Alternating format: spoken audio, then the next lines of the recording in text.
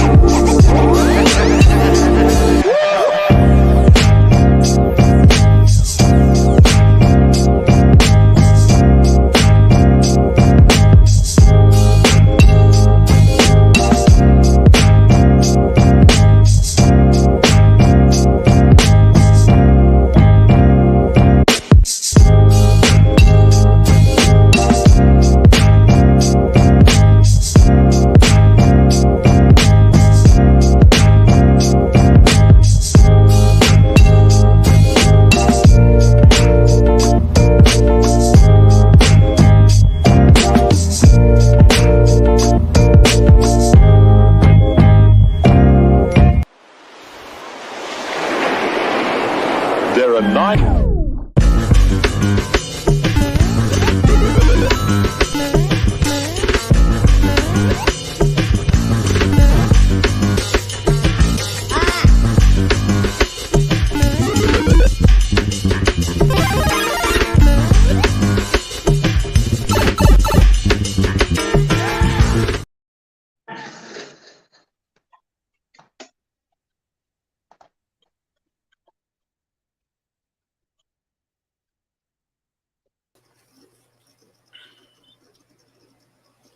What's going on, everybody? Welcome to BMT. I'm your host, BMT. This is going to be a really good one. We said that we are going to come back, do this one. We don't have to be too hard on this one. Last one, that was a little bit drawn out. Hopefully, we don't have to do it like that the same on this one. But we definitely know who had to be here for this one. Of course, my co-host, Attorney Michelle. What's going on, Hatch Dragon? What's going on, James Doe? I also put out the link to those who also participate. But you're also welcome here on BMT Business Minded Talk to have these types of the latest conversations on talking points, politics, economics, family, health, and pretty much that of everyday way of life of citizens, namely American citizens. So if y'all saying that we're stingy about that, we got to be. So we already have the conversation that's been built up for a while and that we need to press upon. And that is the one about our Black women way too emotional to be trusted with that of the Black community. I am BMT. I am of the latter that women are too emotional. They're not attached to that much of reality, that they have certain issues that they need to be addressed, but that they refuse to actually look at them. While that of attending the show, I do not know her full-on standpoint on the conversation, but we're going to find out today, especially on this conversation. We'd like to thank everybody who is participating. Make sure you like, share, subscribe. Michelle, welcome. Welcome back there as the co-host. Hey, thank y'all for having me back. Good to be back and black. Okay, I meant to say both. Good to be black and back. Okay, I meant to say that. So you're asking me my opinion about, are women too emotional to be leaders in our society? Yes, ma'am. Yes, ma'am. Well, I'm going to say it like this. It's like asking, when I was younger, my nephew was 11 months younger than me, so we're very competitive. And he would say, men make great chefs, women make great cooks, women are great seamstresses, men are great designers. So that's the kind of dichotomy that we're dealing with. What do you mean by leader? We're talking about political leader? On what stage? Are we talking local, state, federal? Are we talking about in the family? Are women leaders in our family? Are we good at leading and leading the next generation as to where they should be? And if you're asking me about the latter, no, we are not. We are not good at leading the family. We're good at propping up the family, but we're not good at leading the family. That's not where we're best suited. We're better suited as nurturing the family. But can we lead the nation? Yes. A wholehearted left. Yes. Look at the first true Black politicians. They were Shirley Chisholm, Barbara Jordan. They were elegant, articulate as the men, but they actually got things done. So we want to see things done and get women in leadership position, and they will make sure it's done. But as far as leading the family, there's so much you have to do in order to lead a family that we usually fall short on the nurturing part. And if there's nobody to nurture the family, then the family is not going to be led anywhere worthwhile. Okay, so and thank you for that of your opening. I'm of the latter argument and belief. Um, because that kind of threw me off. That a woman cannot lead. She can't lead the family, but she can lead a nation. And I'm looking at that. I'm looking at that of somehow we're going to start off with X, but jump over all the other letters before X, and that somehow then you'll get to Z. And this is why I think that there's a disassociation or a disattachment from that of reality when it's coming to a lot of the Black women and that of society. When we're looking at this um, issue that's happening right now of you said Shirley Chisholm, right? But Hmm. before she was in office, there were black men already in office. There were already black men in office. They were already We're leading. not talking about Reconstruction. Let's Oh, stop. oh, see now, Reconstruction. That was a different animal. Women could not vote then. Women oh, could not vote. They could not hold office during Reconstruction. okay, Black so men okay, got to vote right after slavery. okay, Women had to fight for the vote, had to get the 19th Amendment. You guys have had the vote since the 15th Amendment. Not mad at y'all, but I'm saying that at the end of the day, um,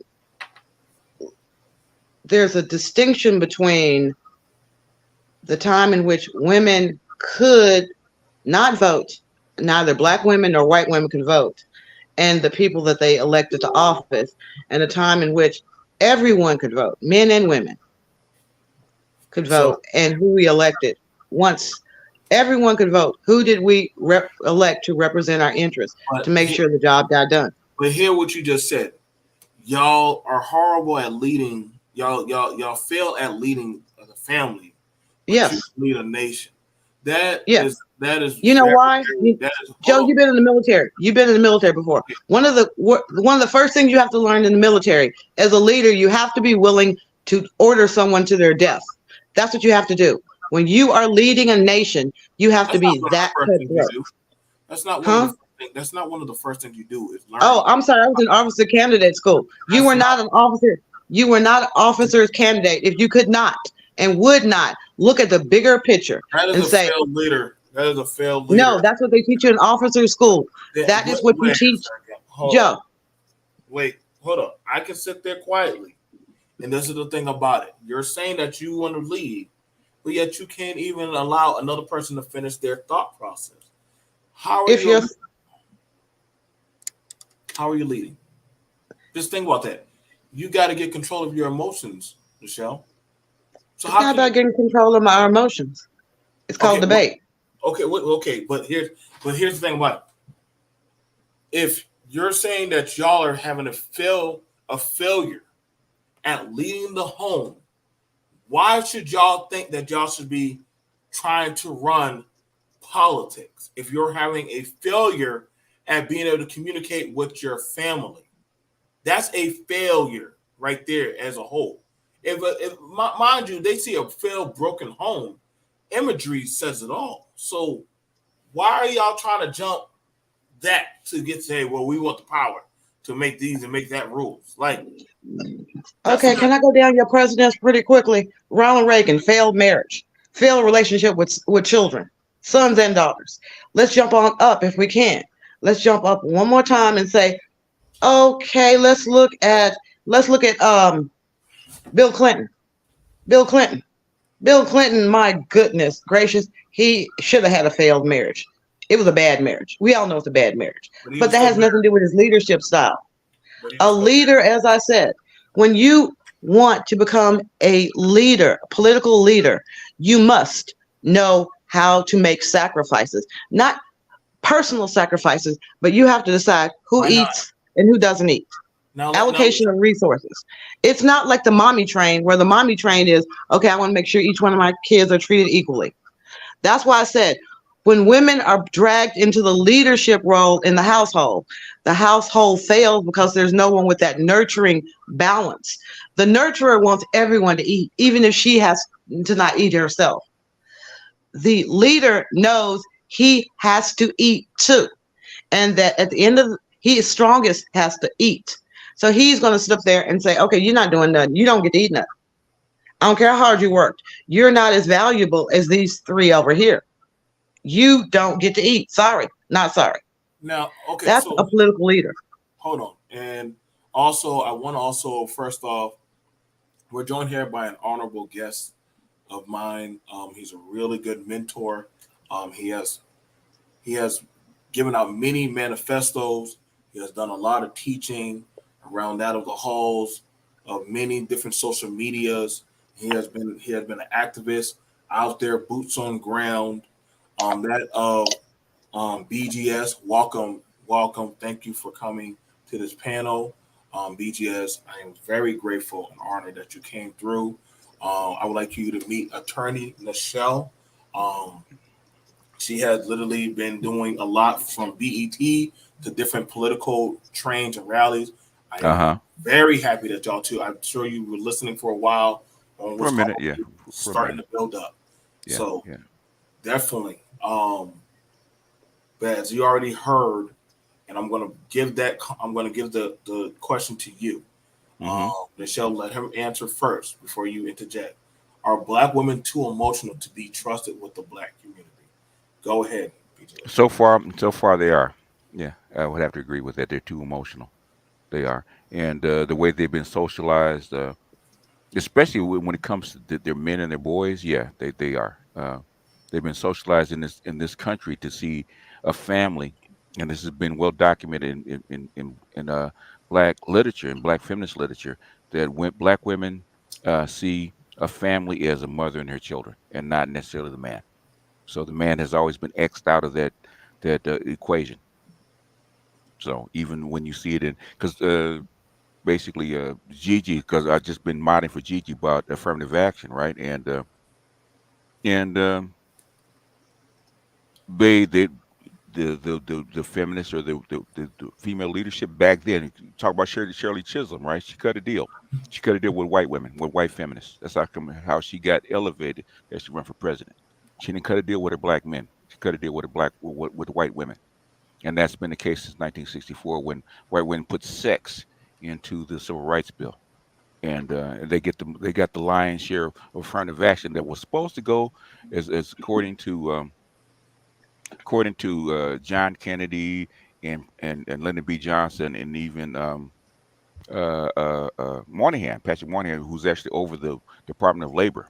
Okay, the majority, the lion's share of affirmative action is supposed to go to men, to black men, to correct what had been done to them over a couple of centuries. So, um, and if you listen to the leadership, the black female leadership, okay, the people that are supposed to be in charge, that has not gone well for men. And even today has not gone well for men. So, and a leader, even in the military, okay, he's supposed to think about the whole and not just certain groups. You know, uh, a general has to think for himself, but also down to the last man peeling potatoes. Okay, because he doesn't think of uh, uh, that I'm going to do for the sergeants or the captains or the people with rifles and not do for everybody else down the line. Everybody has to eat. Everybody has to be taken care of. And black women have not done a good job over the past, I would say, 50, 70 years of doing that. Okay. And history is replete with that. So until that is addressed, I would not trust black women with leadership over the black community. Okay. Attorney Michelle, you have the floor. That was BJ's response. Okay, I'm going to say this one last time. When you go into government, the term is for the greater good.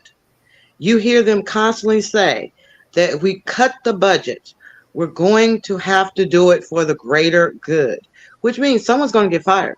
Some services are going to get cut. Someone is not going to eat. And until you have it in your mindset that, hey, somebody ain't going to eat, you cannot be an effective leader, because you have to allocate your resources for the betterment of the greater good. What's going to turn out at the end of the day?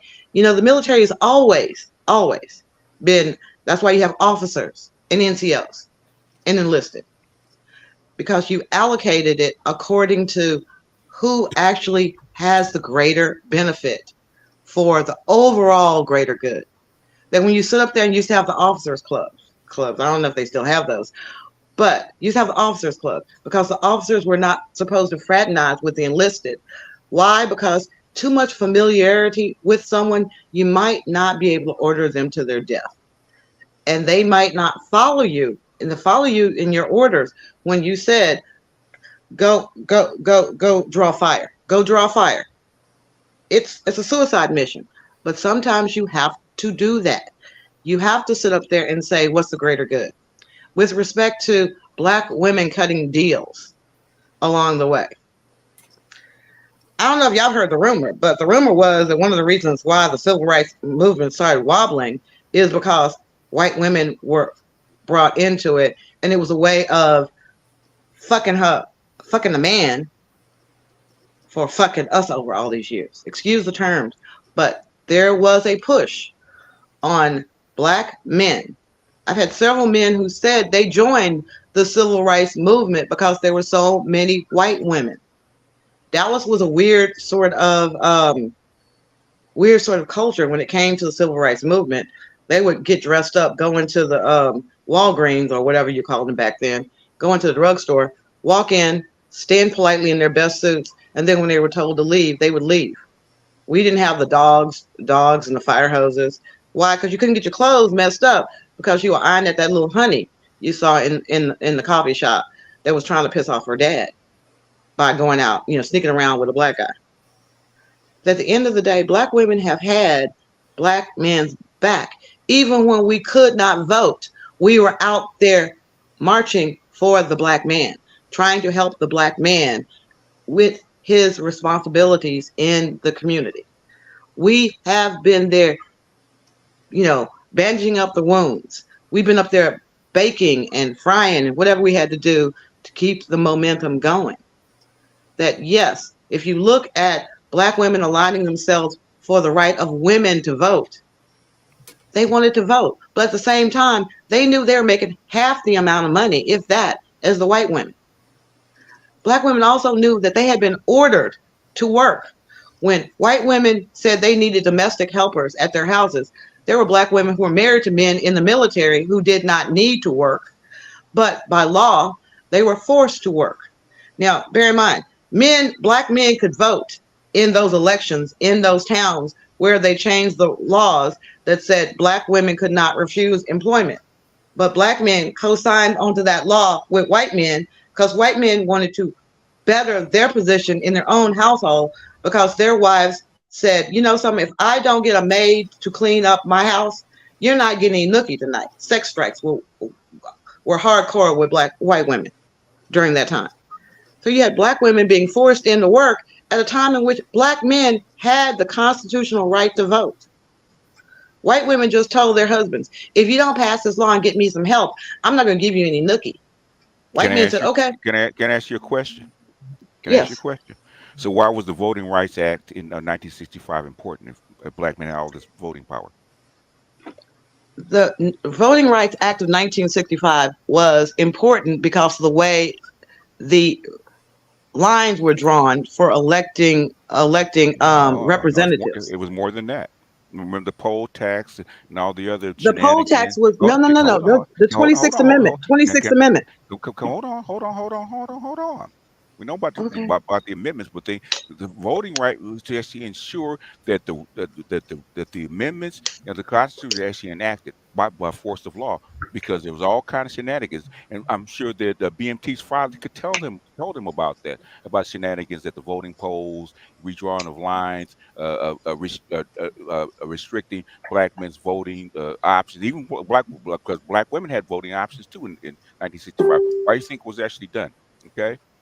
In fact, Jim Crow took away most of the black men's vote. Okay, that's replete in history. Okay, that's what I think Jim Crow was about. And what do you think? W. Du Bois was actually going back and forth about in the NAACP, going back and forth about getting rid of these grandfathered laws to actually restrict black people's voting rights. Okay, so we didn't Okay, have can all I the say power. this one more time before we Uh, get too I far know, but down the rabbit hole? well, the thing is, if we're going to have a dialogue, you're going to have to keep your points concise, because you're going on like 10 minutes, and then Okay, what I'm saying is I'm Mhm. trying to, if I interrupt, it's because I said the I 1965 repeal of the poll tax was by constitutional amendment, the 26th Amendment.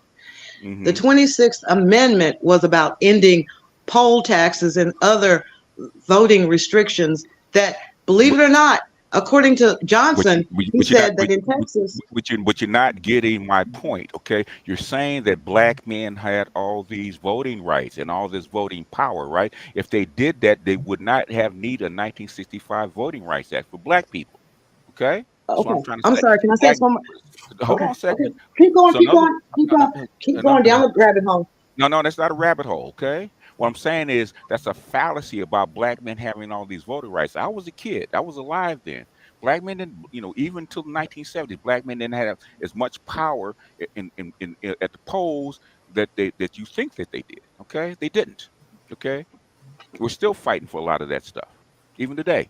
Okay, so saying that black men co-sign for black women to actually be maids in the house, when black men like BMT's father and his grandfather actually dropped out of school at fifth and sixth grade, so that the black girl can actually go to college, and she wouldn't have to be a maid. Okay, there's replete in that, where black fathers and black uncles sacrifice themselves so that their woman, their black woman, would not have to bow herself down to being a maid for that white woman, because they didn't like it. Okay, they never liked it. Okay, okay. Now that we've heard this rabbit hole, first of all, city ordinances have nothing to do I'm not with the slagging you. 1965 Voting Rights Act. I'm not, I'm Nothing. not, I'm The not slagging you. I'm 1965, not the slagging you. So I 19, would appreciate if you don't slag me. Okay. 1960, okay, you're interrupting me now. Okay, everyone, civics lesson. The 1965 Federal Voting Rights Act had nothing to do with the local ordinances that were called like the black codes. Okay, that was another bit of legislation that we had to fight for. But again, the poll tax, the repeal of the poll tax, that was at the federal election level. That when you keep hearing them saying they have to go in and redraw the lines, it's because we get so many members of the House of Representatives based on the census, and how they draw those lines depends on, it's supposed to be voter demographics, but it's really Republican versus Democrats. The Democrats say they represent black people and other minorities and other downtrodden, so they're going to draw the lines to get as many of those minorities in those districts as possible, whereas Republicans try to draw the line to get as many middle class white people in those lines as possible. is gerrymandering. That's a stereotypical gerrymandering. But when I was saying about black men having the right to vote, they could vote in local elections. Question. Now, the thing about it is, we're asking about are black women too emotional? One of the things about it earlier, you said y'all fail at leading the family, but y'all want to lead political society. Now, I'm trying to figure out how do you jump past the first branch of government that I, as a black child, will learn is the family government. That's the first political government is your family. You learn that, and you build out from there. Joe, is your family a democracy? Listen, hold on now. Listen. I'm just asking, what kind of government structure do you have in your family? Well, I'm an emperor. I'm a Caesar. I'm that's how I run it. I'm the head of the household. If we screw up or fail or something were to go wrong, the first person that they're going to point at in society is me. He's an authoritarian, so in his house. So right, and so I have to own that. If something goes wrong, or something happens, or something happens downstairs, or there's something that I'm not going to say, all right, woman, you go out there and I'll sit in the bed and just clutch. No, I'm gonna go out there. And if that's how it has to go. You know what I'm saying? Like if my kids get into a situation, I have to go deal with that. What is the main thing that the mother would always say to the kids when the kids start getting out of line? Wait till your father gets home. What did that signify? The father was that much of a say-so of a dominance in the home. I never heard them say, wait till your mother gets home. No, well, we hear that now. But for the most part, it's wait till I tell your father. We're going to report to your father. Now, the fact that somehow is being jumped over because it's staggeringly bothersome. Because you're talking about that of sacrificing. For you as a woman, talking about sacrificing your soldiers. Well, what type of sacrifice are you talking about if your first brand of soldiers is your family, is your community? So how much sacrificing is on the platter now? Because what's left? At this point, it's scorched earth.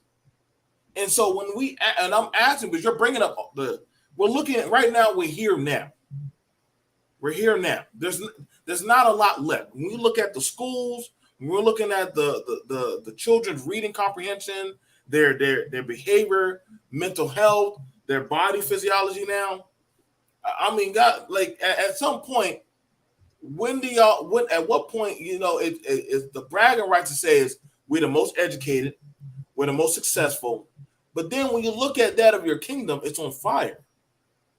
So what is there to brag about if your kingdom and your family and your children are gone? What throne do you have? That's the thing about I worry about it, Michelle, that you kind of jumped over and started saying we can lead a nation. You can't even lead the family. Hell, you're not even. But that was the point. That was my whole point. Right from the jump start, I said that when women lead the family, it is usually a disaster because the nurturing component is weeded out. And as Freud said, if you have a messed up adulthood, it's because your mother failed you. It is perhaps psychologically speaking. See, maybe because I've been raised, I've been educated in the white man's world to be a leader in the white man's world. I was told these things in the psychology classes that if something, I went to Duke University and George Washington University Law School, two of the best universities in the nation. So yes, okay. I was always groomed to be a leader. When I was in ROTC, when I had a scholarship, they were grooming me to be an officer in the military. And Major Dalton told me this little story that made me decide I didn't want to be in the military. He said, look, in the military, you're going to have to make choices sometimes. And you can't make bad choices set your whole career. My first assignment, I was out in the Jeep and the Jeep got stuck in the mud. I told one man to get out and pull and the other man to get out and push. Unfortunately, the man who was pulling, he drowned. But my career went on. Life went on. I said, not for the Jesus man that Christ. you killed. Not for the man you killed. But that was how cold my Major Dalton was in explaining to me that my role as an officer in the military, I would have to make decisions where people could or would die. And my career would still have to go on. Why didn't y'all all just get out and push? Because he didn't order them to do that. He ordered one man to get out and push and the other man to get out and pull. And I said, you know something? If you told me to get out and pull, I wouldn't have done it. I would have disobeyed the direct order. I trust myself to make good decisions, but I don't trust you. So that's why I don't need to be in the military. I'm going to go on the other side. I need to be in the commercial side.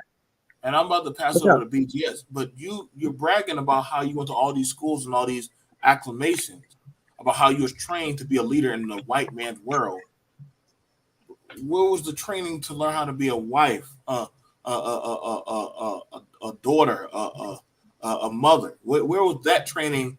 That was my mother and father. So wait, what? So why would you brag about the white man's training over that of the black household rearing and training?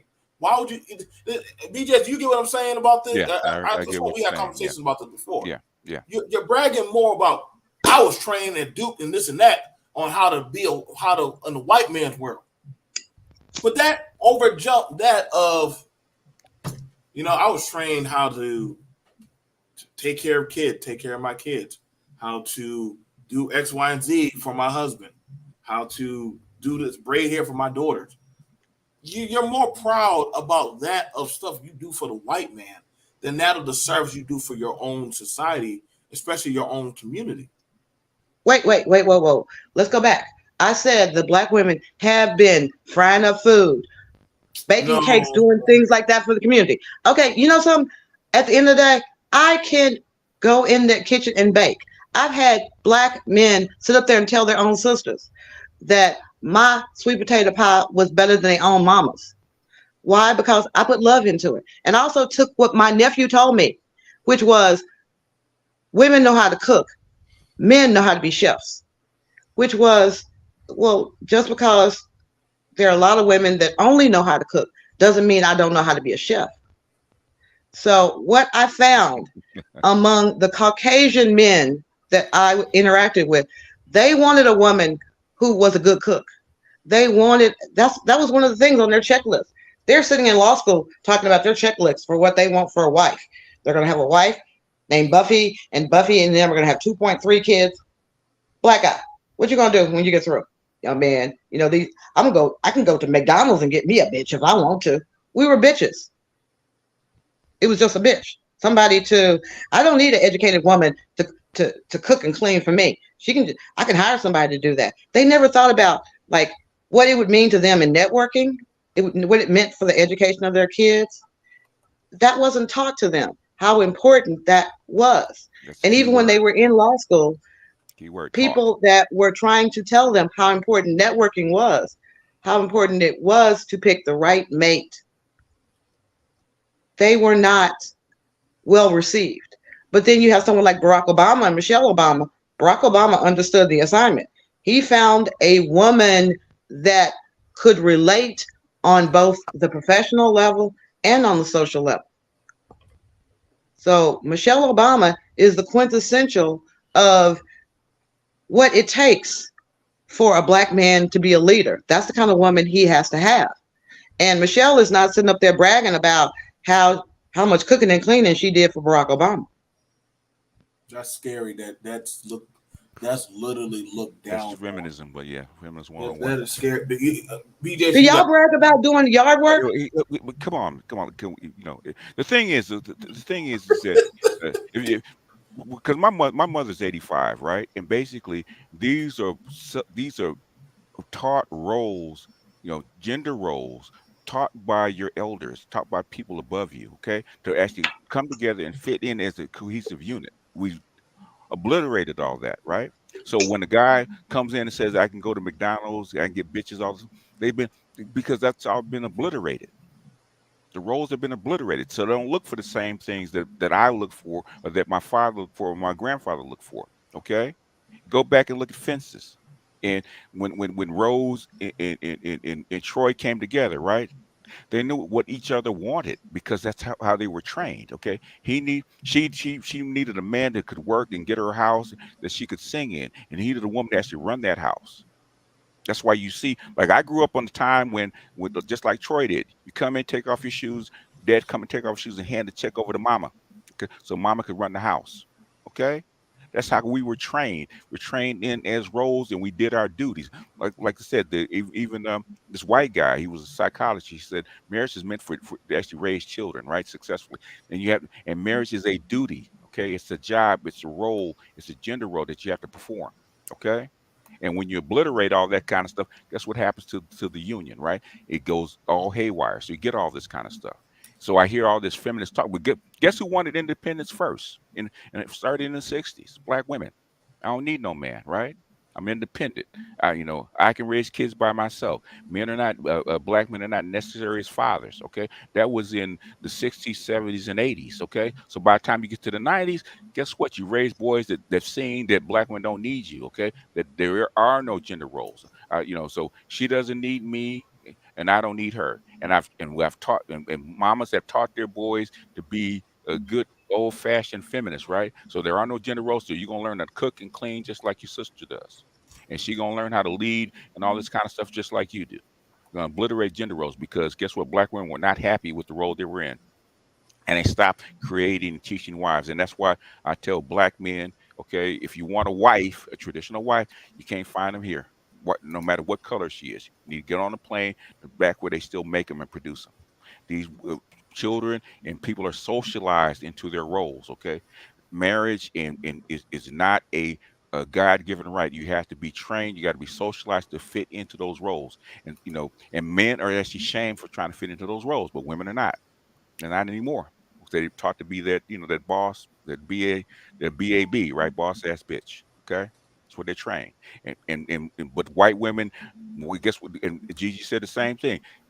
They taught you to be independent. You didn't need a man. You be a BAB. And guess what they did? They went and got married in college. They actually said, okay, we're gonna pour resources into this man, into these boys, to make sure they can to actually supply us with a lifestyle. Okay, up until the last 20 years, that was the case. Even they're going haywire and complaining about the same things that you're complaining about now. So Perhaps. this is what you're Only thing right. I know is when I talk Hold to on, my hold on. We let you talk for like 5 or 10 minutes, right? Okay. I know you want to interrupt, but thing is, if you want space, you don't want to be interrupted. You're gonna have to allow me the same privilege. Okay. well, if I was That, saying something incorrect, I'd hope you would interrupt me. But since I'm not saying anything incorrect, I no, don't see why you would want. when I interrupted you, you batted it back. Okay. When I challenged what you're saying, you said you wanted to complete a thought, so I let you do that. Okay. So and so now this is what we have. What I'm saying about black women in leadership, right? Okay. You got to remember, a lot of black women. BMT comes from South Carolina. A lot of black guys until 1970 never got past eighth grade. Only 22% of your black men ever got past eighth grade before the 1970s because Moynihan and the Kerner Commission said we need these boys to go into the factories, not educated enough, and they made a push. Your biggest push of black male education was between 1968 and 1982. Okay, and a Baki decision, and white went all batted that back. Okay, before that, only 20% of your black men ever graduated high school because they needed to stop. I'm sure BMT since he's from South Carolina, he's heard these stories where Papa had to quit at sixth grade and go out and earn money for the family. But Yep. guess what? Sister went on and got her education. Sometimes they got her college degree, but he didn't. Yep. Yep. But that was the role that black men had to play. So saying that black men held black women back and kept them from leading, no, it never was the case. White men put black women in charge back in 1750, okay, and it's been that way ever since. Okay, they have always had. We go back to Ann Woman in 1850s, where the white feminists, or so-called white suffragists, said that a black woman's place is not with her man. Black woman's place is next to the white man and the white woman. They said that back in 1850s, and that has been a recurring cycle, recurring theme for the next 150 years, and still is. I still hear it. Now, go ahead. Okay, so I can only talk about North Carolina because Joe ain't really been to South Carolina except for Myrtle Beach. But the long and short of it was that my roommate's mother, now she and her husband, mostly her husband, worked to put their two daughters through Duke University with the auspices that they would meet someone there and marry a college educated man. Why? Because he would do better by their grandchildren. So you have a man who looks at it from the point of view that even though my wife did not work outside the home for another man or woman, I had a live-in Black housekeeper because I did not believe that my woman, my queen's job, I had a queen, I was a king, she was a queen. So we had servants to do the mundane things. You know, poll of black law school students. How many of y'all want a maid in your house? Black guys. I don't want a stranger in my house. Well, who's going to do the cleaning and cleaning? Because the role of their woman had never been explained to them. They didn't understand about social functions, that you work one side of the room, I work the other side of the room. You know, you bring the ladies over to my side, introduce them, then introduce their husbands. That was not taught. It is still not taught for the most part in Black communities. When you go to a Black mixer, it's all about mixing, trying to see who can get the mixology going. But during the white culture, they are taught how to mingle. Women are taught the reason your cooking is so important is not for Thanksgiving dinner. It is for the business meetings that you're going to have. It's for bringing your boss home for dinner so you can get to know me and the kids, and you're more likely to get the promotion. But we don't want them white folks in our house. We might take them to Red Lobster or something like that, but they're not going to taste our wife's cooking. Now, that's for me. That's for mine. That is the way we have been socialized. In Africa, it is not the same. African men are looking for a woman. If they're at level A, they're not going to go down to the tribes and try to find a woman. They do not care if their woman is the richest Black woman on the face of the earth. They know that that Black woman is their queen, and she's going to keep treat him like a king.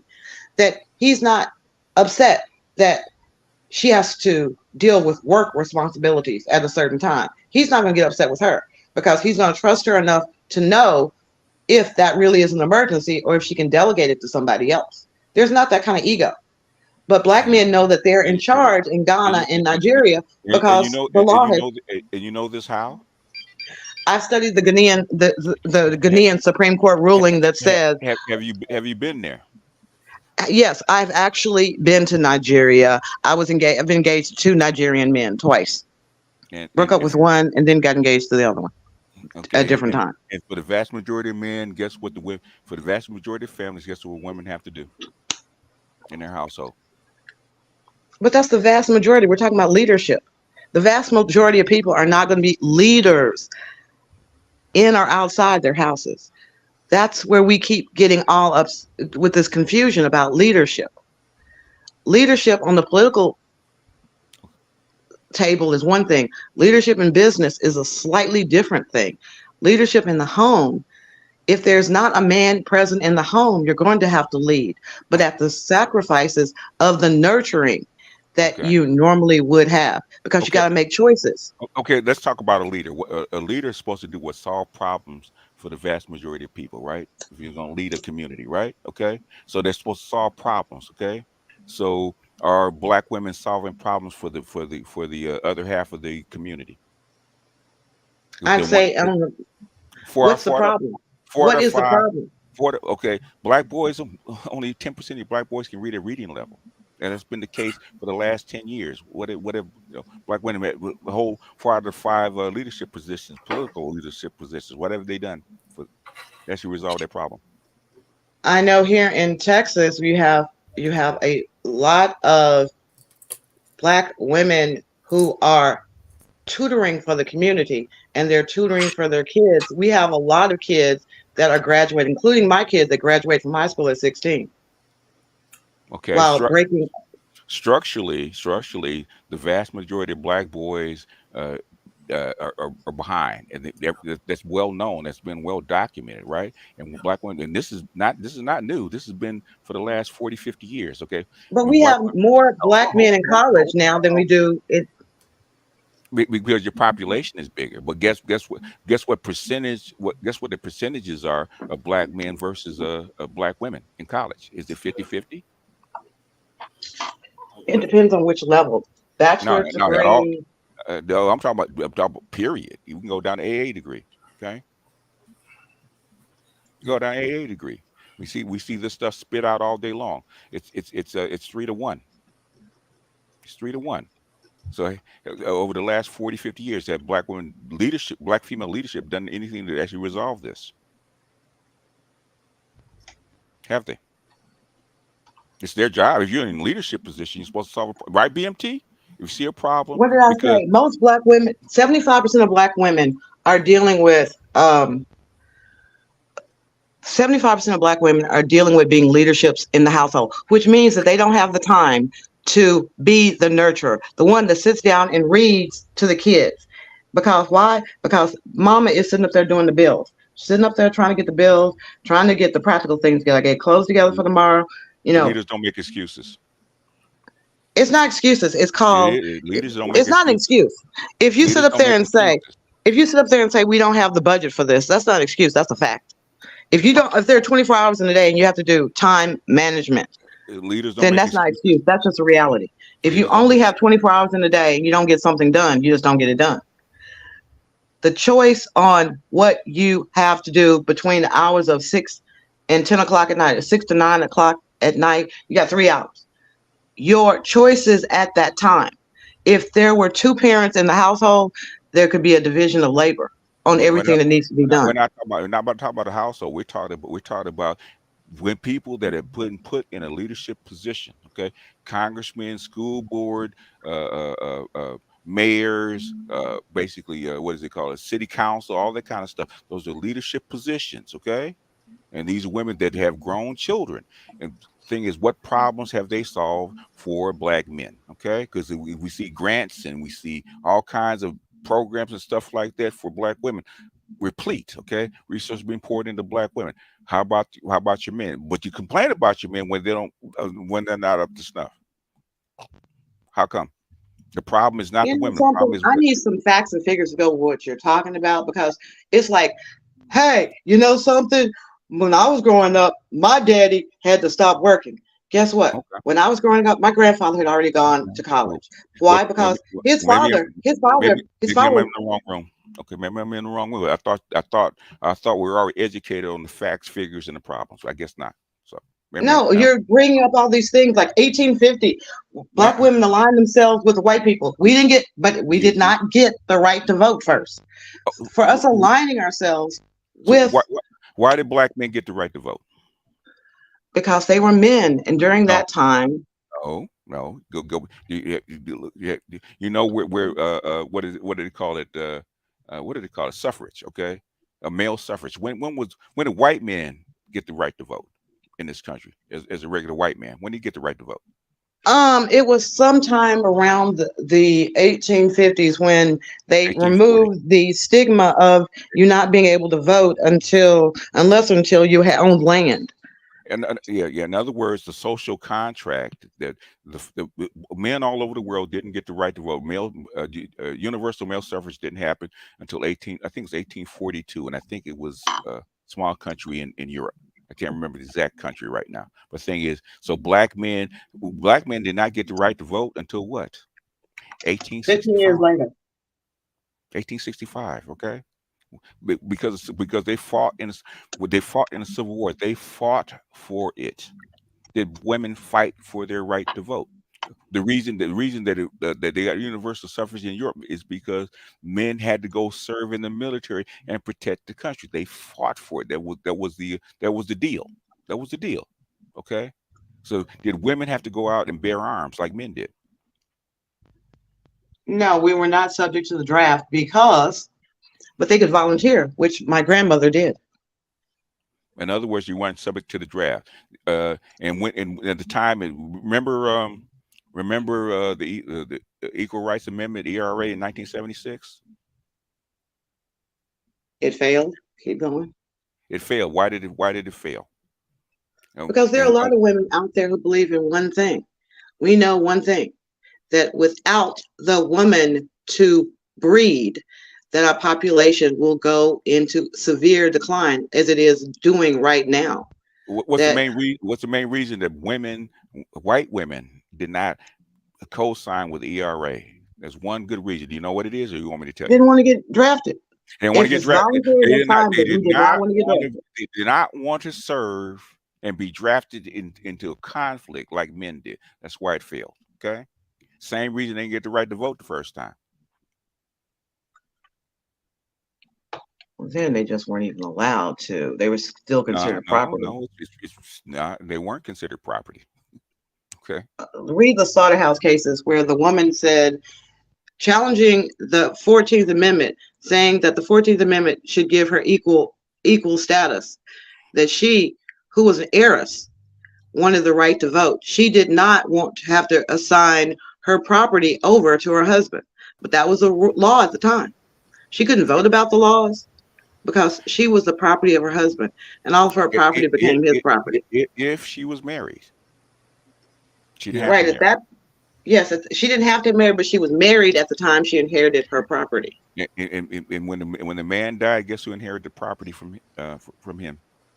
She did.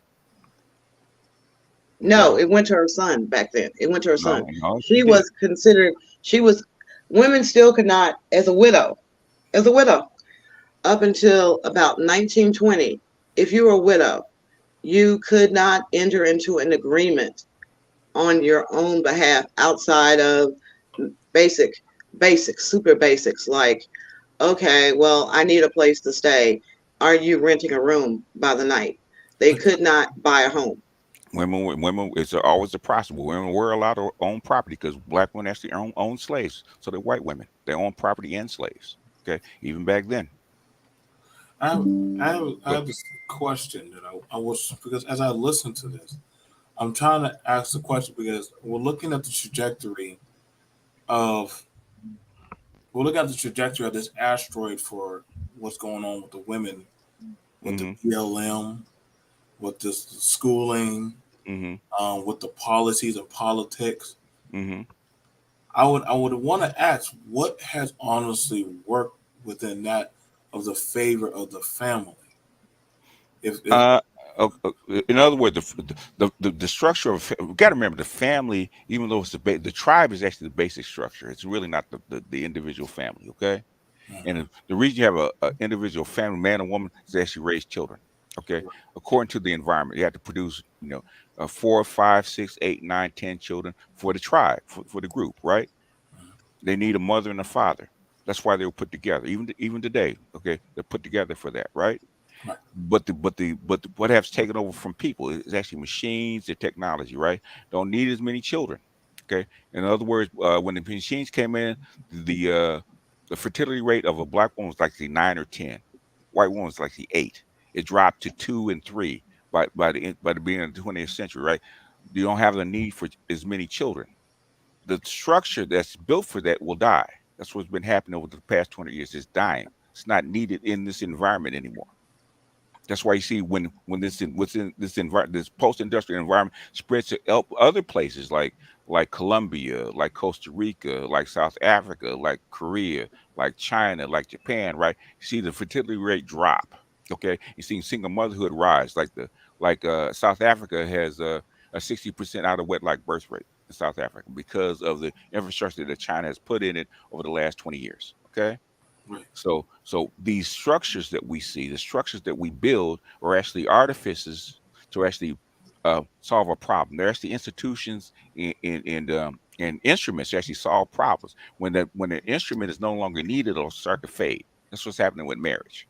So you have to redefine what it is, because the old structure of marriage that's been around for 100,000 years does not apply as well to a modern day environment that we're in. Right, and I can agree to that. That's why I said the traditional conversation is just about practically dead. Um, and honestly, I don't holistically think the black society can survive much longer like this. At this point, we're going to. It's This going is to why, disappear. Yeah. right? And so, the only way we can survive is actually we go back to that ideology of man and woman, and each of a household. But if it's literally a dominance of power for who has to rule the kingdom and the castle, then at that point, then it's never going to work. There can't be two heads of the household. There has to be one head. So this right here about the bragging rights of we're doing this, we're doing that, we're in the White House. I've never heard, and I'm being fair to show, I never heard a black man tell black women, hey, we're in the White House, we're doing this, we're doing that, we're getting this money, we're getting that. You know what I'm saying? We need black male, black boy magic. What is the whole point of doing all of that from slut walk, black girl magic and all that stuff? Is that supposed to be like digs into that of the black male? Like With sexual, that kind of sexuality, that kind of stuff is projecting masculine power. That's what it's projecting. Masculine I power. mean, That's what the whole feminist movement is all about, projecting masculine power, not feminine power.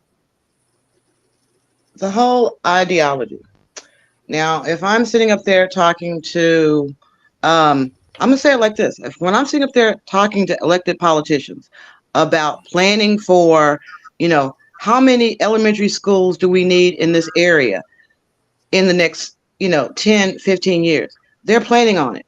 And they're looking at the decline in births. Women are having fewer children. They're not saying men are having fewer children, because that's not what the way the tally was initially created. Men can have 365 kids a year. Women are stuck with about maybe one or two, three, maybe at the most. On average is one. So they're looking at growth. How many babies can a woman we're likely to see our population put out in babies? Women. We're going to focus on women because of the reality, the facts of the matter. She can one woman on average is only going to put out one baby every year for like 25 years of her life at most. Looking at that, they're seeing that the replacement rate for a population is 3.2 children. 2.11. Okay, again. Right now we're down to 1.6 and 1.7 in Europe and the United States, states respectively. The average, yeah, it's more like some countries like South Korea is like 0.7 right now. India, conversely, has decided that they just need more people. So India is outpacing China now as far as understanding the assignment. The assignment is that you need replacement population, and there's an area for growth for upper middle class to middle class. And how do you achieve that growth in India? Well, you have these people, have all these kids, and then say, out of these the kids that score highest on these tests, we'll go have them educate in the United States on the state's dime. And they can get some experience in the United States and come back. So India pretty much went, wow, you guys played the world as far as macroeconomic planning. They decided since the 1970s, they were going to get as many of their men and women.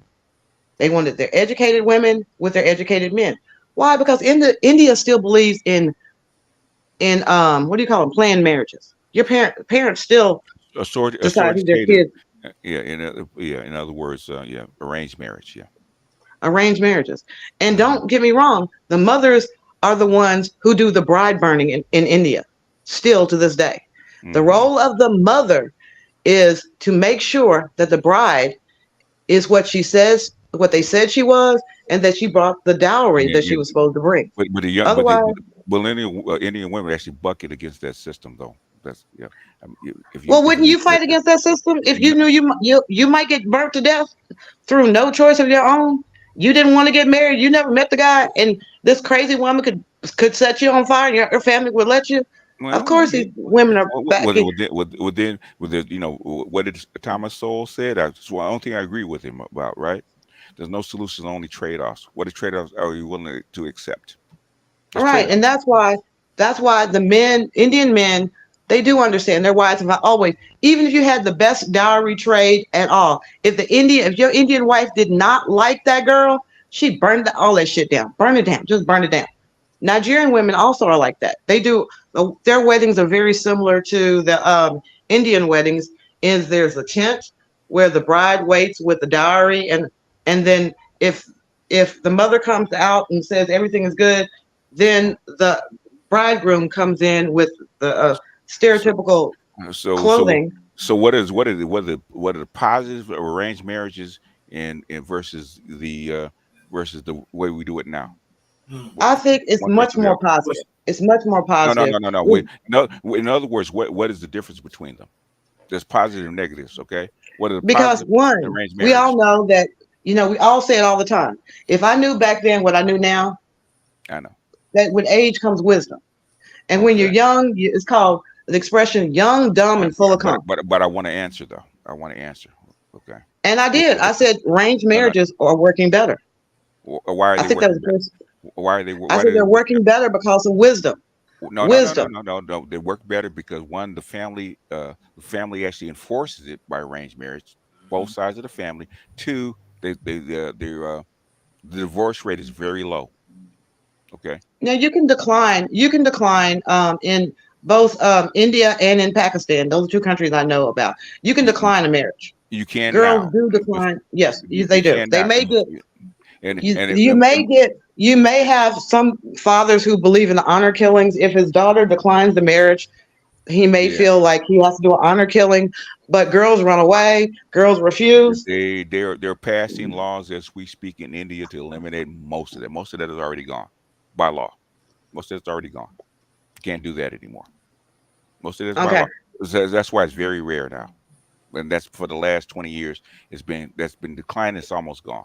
In fact, I was just reading some Yes, the Indian. bride burnings are So, usually have usually occurred in the rural areas, in the yeah, poor areas, but in the yeah, upper echelon of society, yeah, girls have often refused their arranged and marriages, and, and so have the and, and boys. and it's been accepted because as you modernize the system, guess what happens?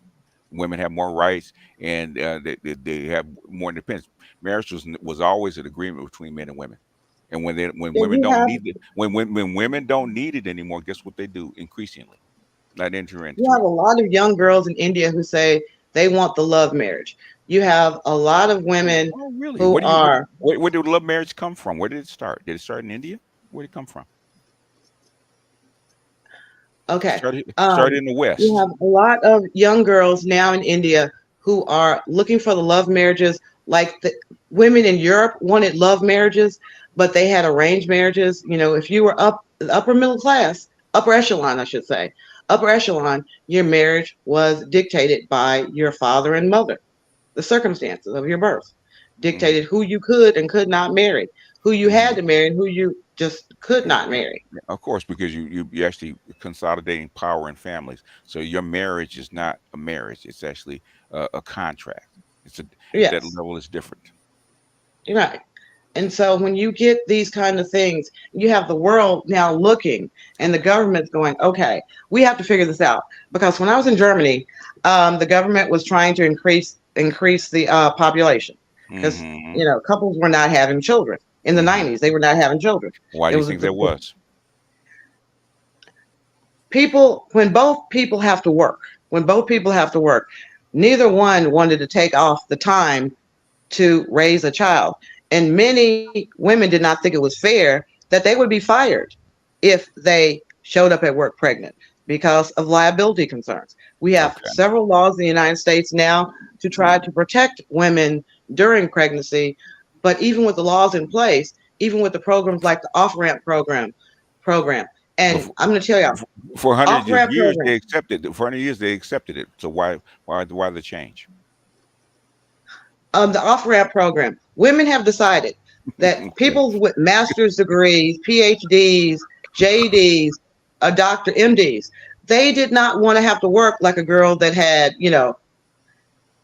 dropped out of high school at 15 and had a baby and was forced to work 2 or 3 jobs, which was equivalent of 16 to 20-hour days.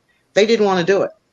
And they found themselves competing with men who were willing to do 16 to 20-hour days with the support often of a female at home who was doing all the, cleaning, laundry and stuff like that. Whereas the woman, traditional woman in the workplace, if she's going to work 16 to 20 hours, she had 2 things she had to consider. 1, how many men wanted their wife to be gone that long?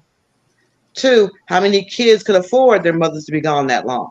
So they saw a tremendous decline in women who had CPAs, MBAs, and things like that, highly professional women just saying, I'm not coming back. So they started an off-ramp program. They'll give you 5 years. Ladies, if you're out there listening, offrampprogram.org. Offrampprogram.org. Get your company to implement some of these things that you get up to 5 years off work. No pay. Sorry. Your pay is just limited to 6 to 8 weeks, depending on whether your company offers it or you have insurance that'll cover you for that medical disability. But that's been part of it. You have women saying, oh, it's not a disability. Then you have the men saying, well, if it's not a disability, we want time off as well. So the battle of the sexes has begun. And that's what happened in Germany. When they told women, we'll give you a year's salary for each child, up to 5 children that you have during your most effective reproductive years. Then the men said, well, we want time off work as well. Why should the women get paid if we're not getting paid? We're fathers. We did just as much as she did. She just had sex. Let's not forget about the 9 months of watching your diet and exercise and all the other stuff. But at one point in time, we understood the power of the womb. Now we don't. So now what I'm saying, that women being emotional about the issues is sometimes you just have to let bullshit walk and look at the overall picture.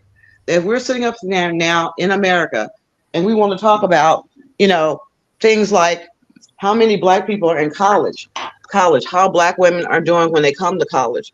Well, a lot of Black women are finding that, having a college degree in the African-American community, it is not a good thing. It pretty much knocks off some of your dating opportunities. You have long hours that you have to work.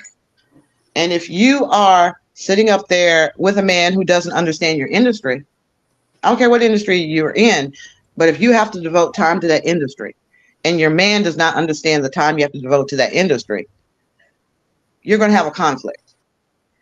If your boss tells you, I want you to work overtime, you can't tell your boss, hold on a minute, I got to go call my husband and ask him permission. Baby, you mind if my boss makes me work overtime? We can't do that.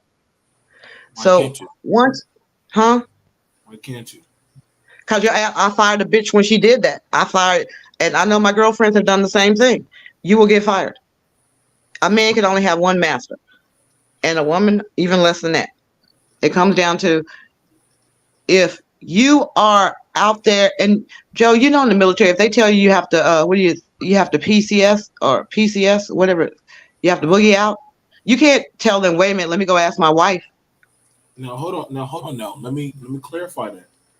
If there is a drastic issue at my home, right? This is something that goes on with soldiers. If there's a drastic issue going on at the home, depending on the severity, they'll send the soldier back. Especially like this happens on the base.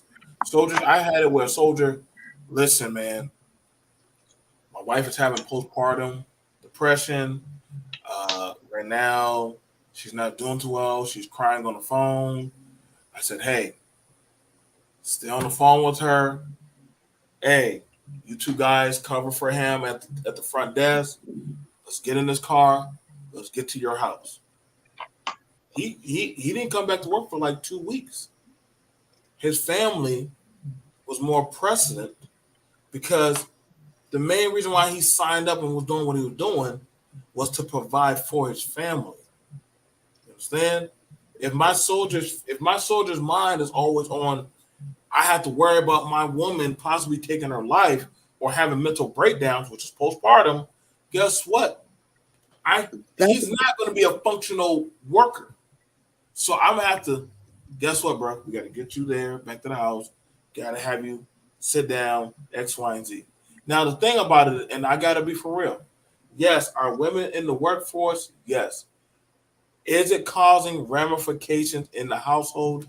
Yes. Can we agree on that?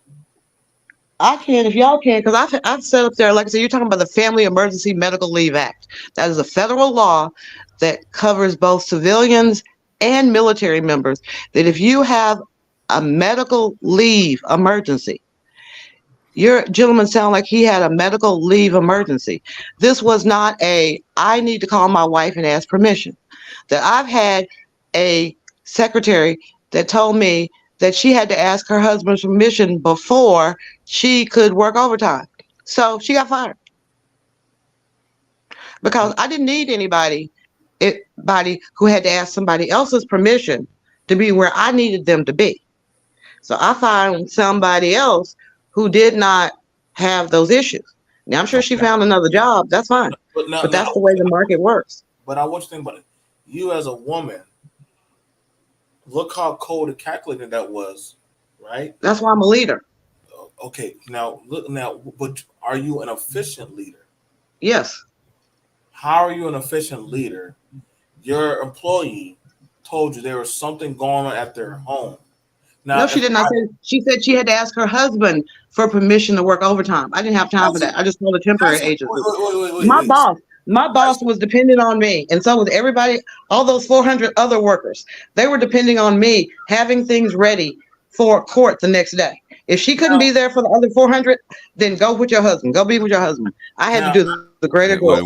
Women are gonna have to make a choice because if you want a man that leads and takes care of the house and makes certain arrangements, then yeah, got to go back to it. If you want to be independent, then you have to suffer what comes with it. There's a downside to it. We're facing the downside now. Right. I mean, there are a lot of very effective women who have, great jobs. My one sister is vice president and vice president. There's 4 books that talk about this, written by top feminists that are pushing for this, right? About the balance, the work-life balance of women. And the biggest problem is women are not accepting. They don't want the guys, the supportive guys. They don't want them. Okay, they're not wanting them. They're not taking those guys on. He's got to be at my level or above. That's the issue. If he's at your level above, then you have to kowtow to what he wants, not vice versa. Not necessarily, because most of the male lawyers that I went to school with, they're all married to either CPAs, MBAs. They got doctors. Afray's husband, he's happy as heck. He was a mechanical. He's an engineer, and he did not want to marry a person that was not on his level or above. So yes, there are a lot of men out there who no. I have one friend in college. I have a lot of subs, a lot of men that are engineers, programmers, PhDs, blah blah blah blah, on and on and on. And BMT can tell you, I have a lot of guys at that level and above. Okay, they talk about this, right? Talk about the kind of woman that they want, right? And the hardest woman to actually match for in this environment is what I call the professional black woman. Okay, hardest woman to actually match for. Okay.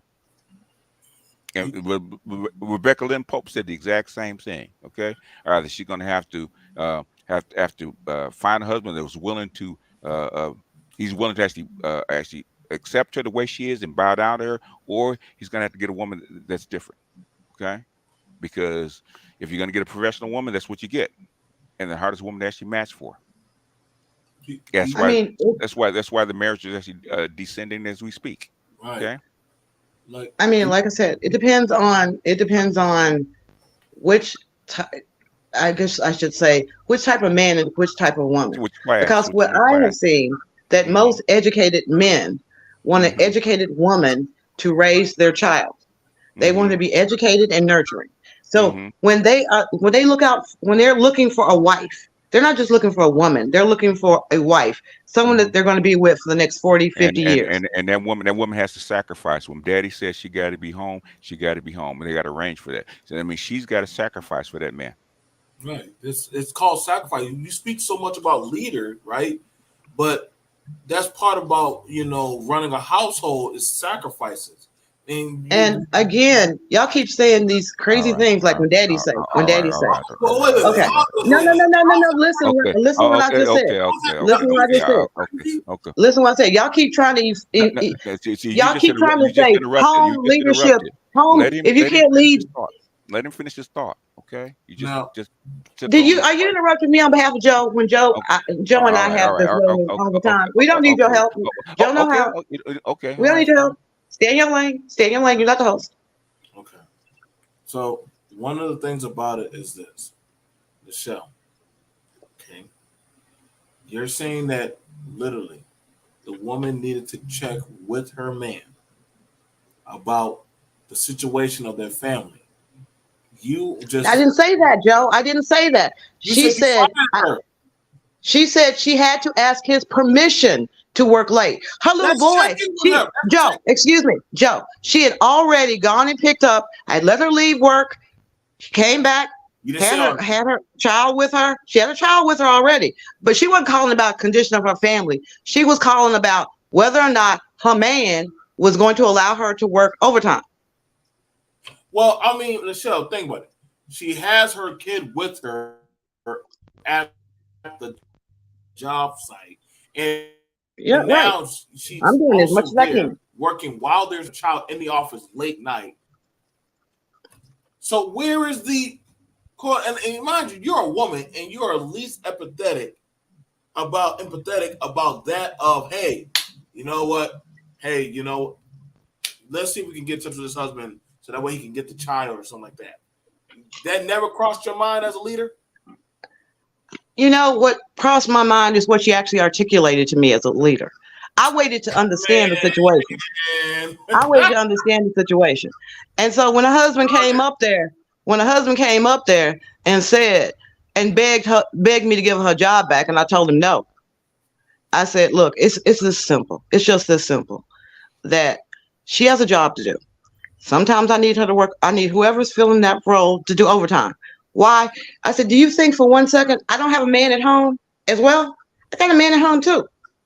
And it's like, honey, yo, I gotta work late. I got to work late. I get this stuff done. So when you want your wife to come home, that means I have to work later because I'm gonna have to get somebody to fill in for your wife, which is gonna cost me more time with my man. So watching my man do without because you want to be staring at your wife. That's not fair to my man. I need to do what's best for my family. That in certain professions, you learn right off the bat that you cannot sit up there and give so much to them. Your worker can sit up there and say, you can pay me more than this, but that means if I'm paying you more, that means that's less profit for me to bring home to my family. Now, These are leadership roles. These are leadership roles that always coming back to say that women can't lead when it comes to designing laws, coming out solutions. How do we make this program work? How many people are going to have to lose their jobs in order to keep the program? okay, but now here's the thing about it. Women can do that very effectively. No, you can't. You just sounded like you were very erratically emotional. No, there's nothing emotional about sitting up there saying you have a deadline and you have to meet the deadline. That was definitely emotional. It was literally here's the thing about it. And she would never have asked a man. Never had she asked a man, and never would she ask a man. Because I asked her. We had these conversations, Joe. We had these conversations. And from then on, when I started interviewing people, I had to go through the whole interview thing. I hired one lady because she was pregnant. She could do the job. She was pregnant. I knew that I was going to have to find a replacement, but I thought she was very effective. But when I went out of town, she decided to abuse the position and went in my office and went to sleep. My boss's secretary found her in my office asleep, and she said, you got two choices. You let me tell him what you allow to happen in your office, or you go and tell your office worker what you're going to do with her. And I said, you're stealing money from him. He's paying you a salary based on me sitting up there saying, I certified that you were working 8 hours on behalf of my boss. Do you want me to lie to my boss?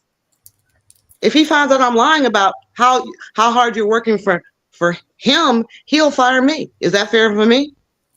Okay, that's I fine. have to break things down to people sometimes so that they don't get emotional. Oh, you didn't tell me that part of the story.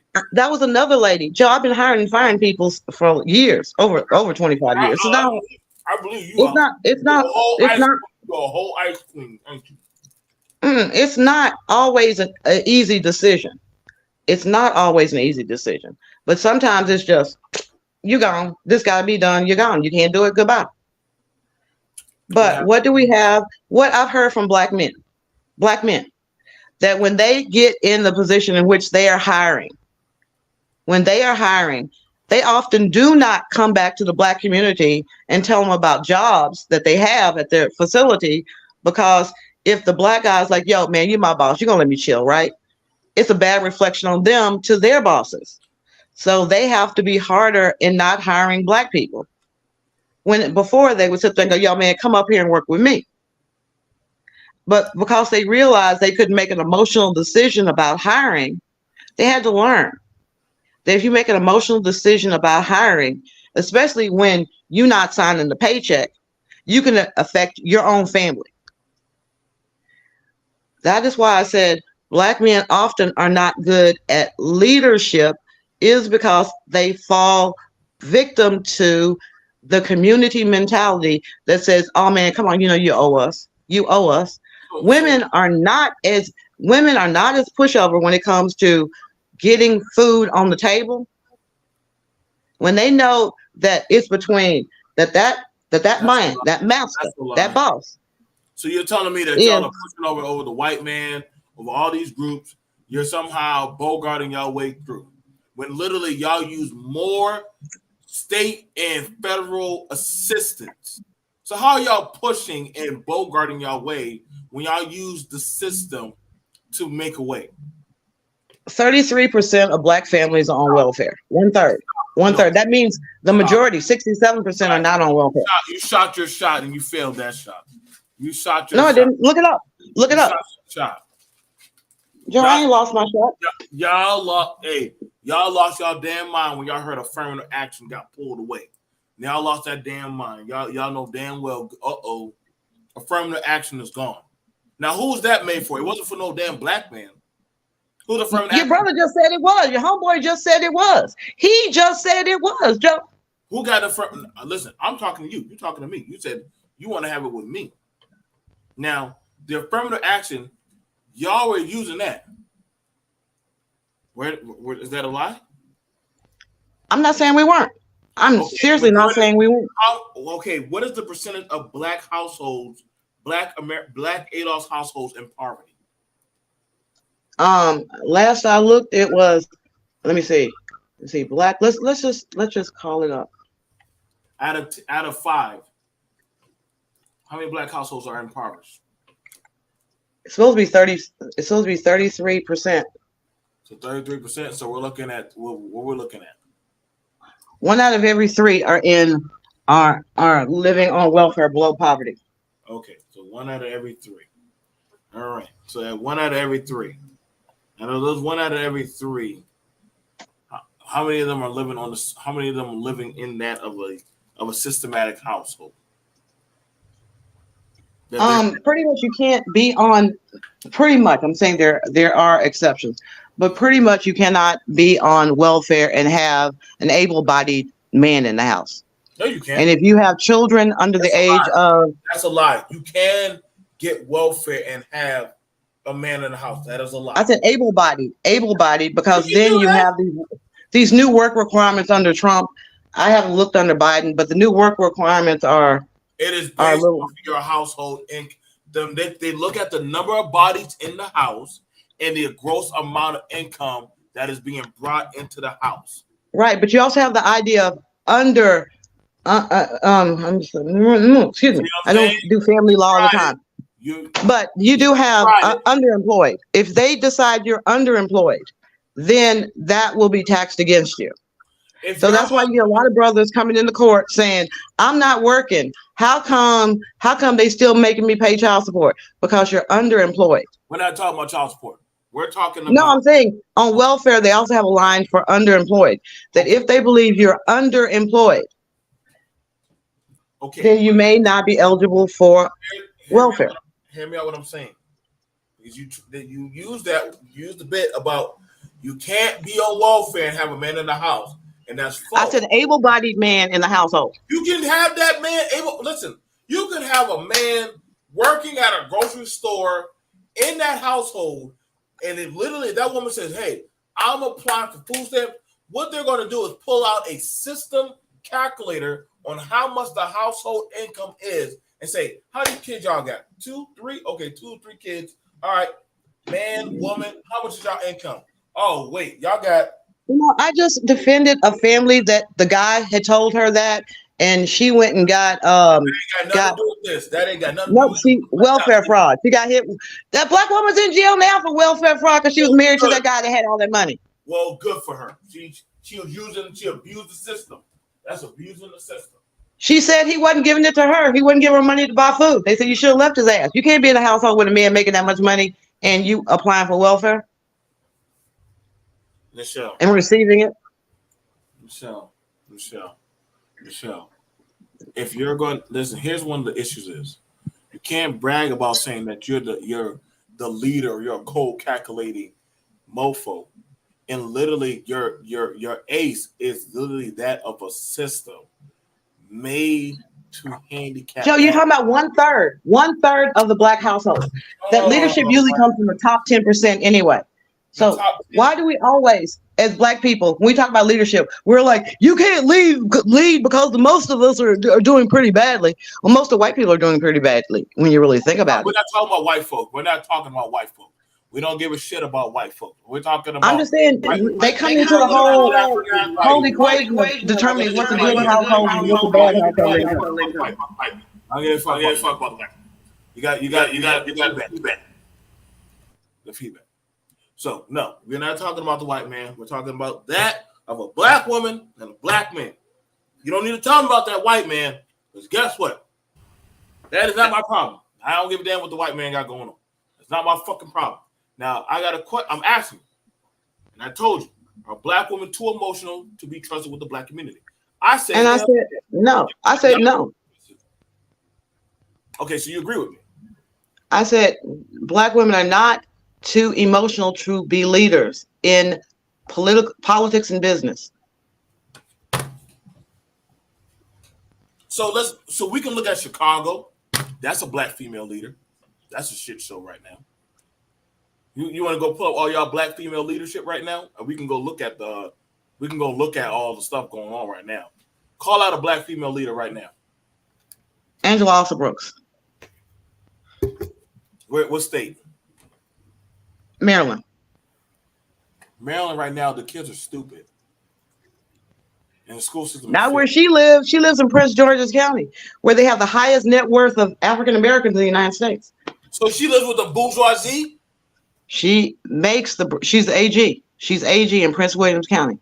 Oh, okay. She keeps it one of the safest places to live and be rich and black at the same time. All right, so who else you got? What's my girl here name? Let's see. Name. Nikki Hunter. Nikki Hunter. Is she actively in office? Yes, Arlington City Council.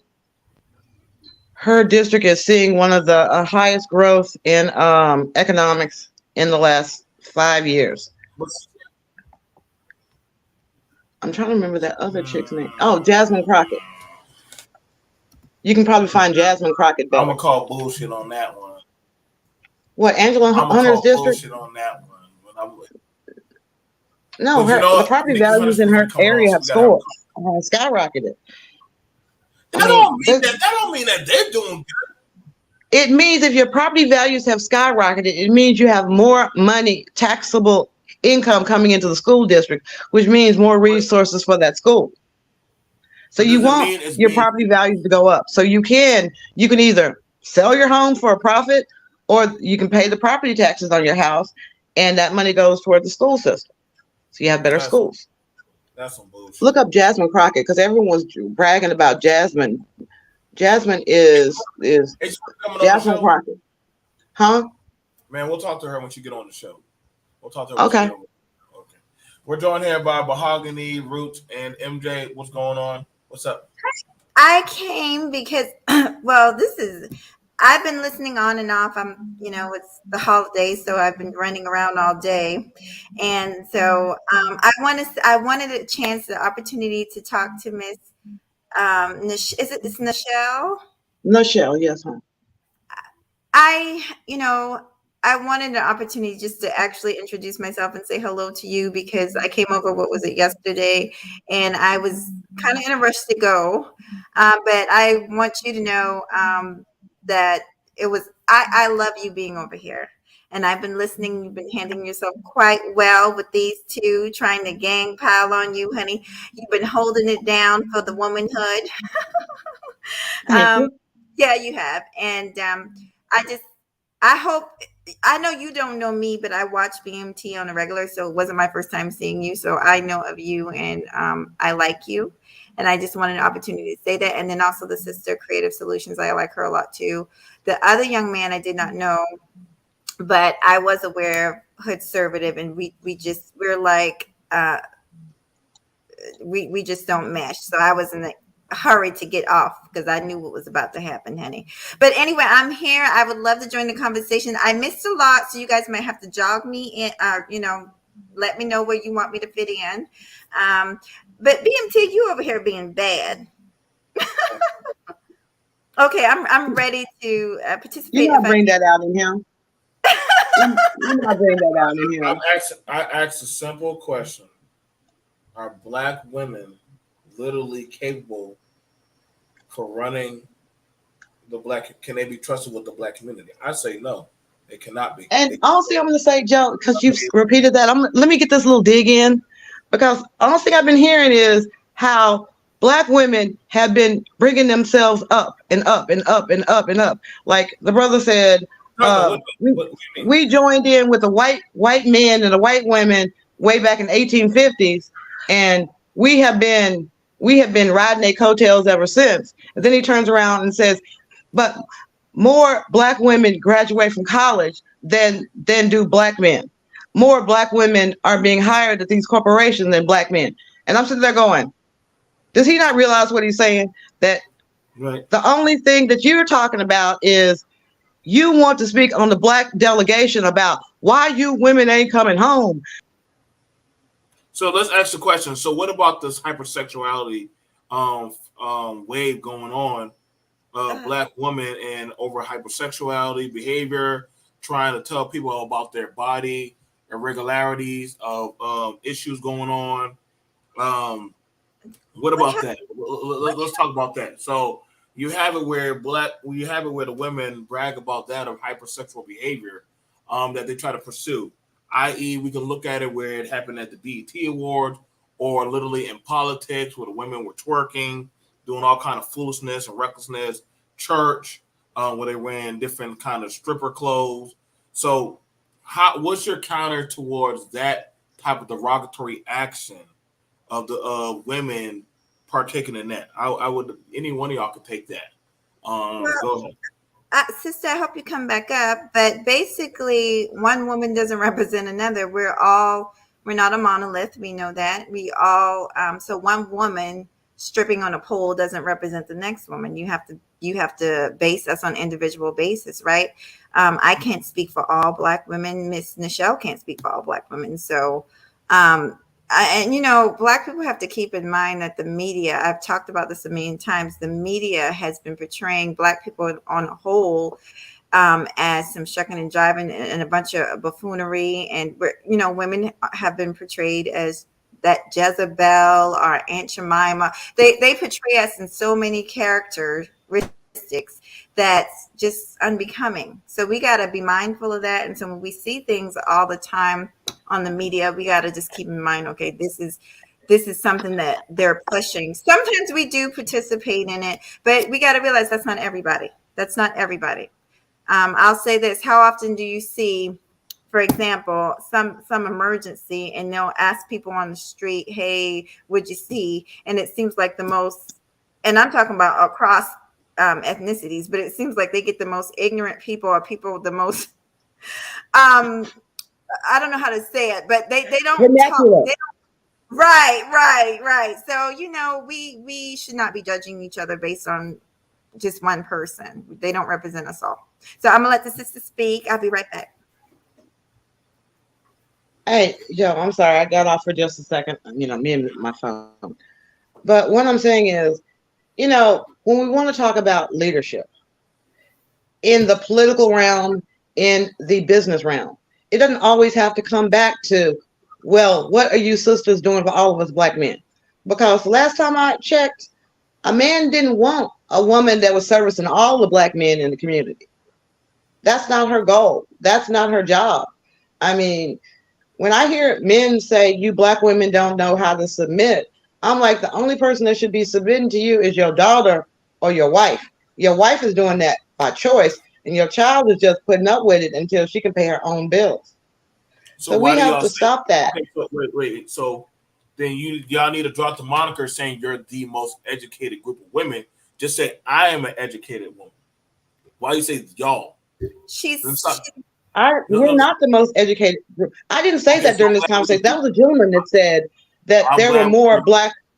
There was a gentleman who said that. That's why I kept saying I'm just going to let him play it out, because in his mind, black women had been going off to college since like 1850, and the black men had been working out in the field, and the black family, however convoluted it was, his pappy sent his auntie off to college and not his uncle or his daddy.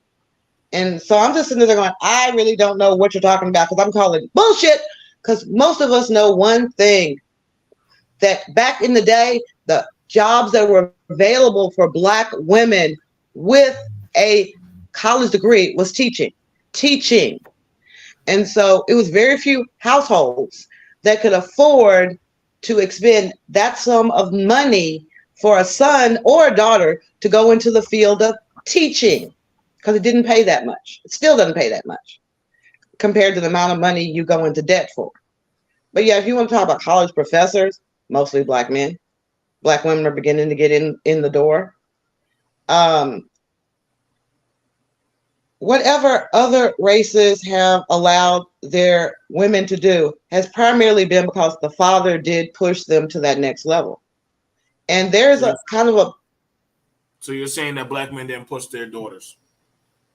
No, I'm saying that if, just like any other races, if daughters were pushed into a particular field, it was primarily because they had a father that was encouraging it. But for black men, they had the limited notion of understanding there were very few professions that would allow a black woman into that profession. We're hearing stories about Hollywood is now telling these stories where you had educated black women that had to walk forever to go to the bathroom. Black men could maybe go down the alley and pee, but the black women, they had to walk to the next bathroom. It was in another set of buildings altogether, half a mile. But they did it because they knew the sacrifices their parents had made for them to go to school. Now I'm going to say it like this. It does not include every black father, because I've seen a lot of black fathers that, are all in it for their daughters, in it hard for their daughters. But this whole idea of we're not teaching our daughters to be wives. Most men are not teaching their daughters to be wives. Most men, regardless of ethnicity, they're teaching them how to be good members of society. I mean, because if you're talking about a wife, the type of food your husband eat is pretty much dictated by the type of food he was used to getting from his own mother. The way he likes to wear his clothes, that's dictated a little bit by society, a little bit by his bros. But no, fathers, really and truly, if your father teaches you how to be a wife, some kind of icky going on there. most fathers want their daughters to be happy. They don't want them to be spend all day cooking, cleaning. They want their daughters to marry a man that has enough money to hire a maid, a nanny, and Okay, a you keep housekeeper. bringing up the maid and all this stuff.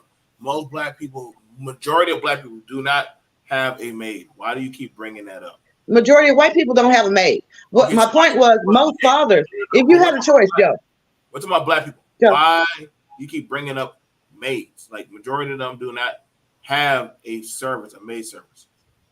and I said the majority of white people in the United States do not, white women, white men, white households do not have a maid in their household. But in Nigeria, Ghana, in Africa, in the Caribbean, where our ancestry come from, it is normal to have servants. It's normal. It's normal. Yeah, it's called indentured. It's called, in other words, they're in debt. It's called they're in debt, and when they're in debt, they put their asses to work. So that's kind of No, like it's just normal jobs. You just hire a maid.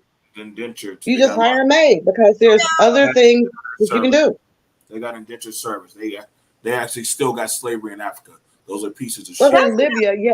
Talking about though, I Libya. modern, even look at, let's say you look at, I mean, it's movies, but Nollywood, there's middle class families in Africa that do have maids and stuff. I think it's more of a cultural thing because they look at things more the way we used to as a village. It takes a village.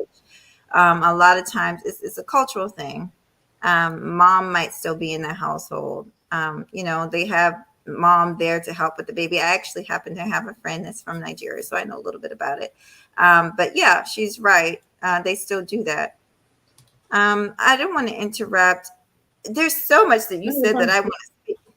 I wish I had came earlier. I really wanted to chime in on so much things that BGS said that I wanted to debunk, and I wanted to really, there's no debate, but I wanted to definitely give my view on it. But now he's gone, so why did he leave? Hey, Mr. Music, hey everybody. Why did he leave? Did he just get bumped off, or? He got mad at me. Okay, so I already done pulled it up. So let's already debunk this right here. I told you. Okay, let me do this real quick. So you got it right here in Africa already. You got 1, 2, 3, 4, 5. 5 countries that slavery is still legal.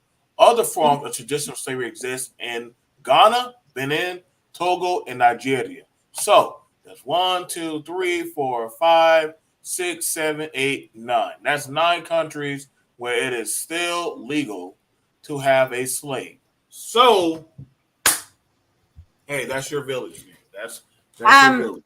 Slave. First of all, BMT, nobody said that slavery doesn't exist. That's not what she said.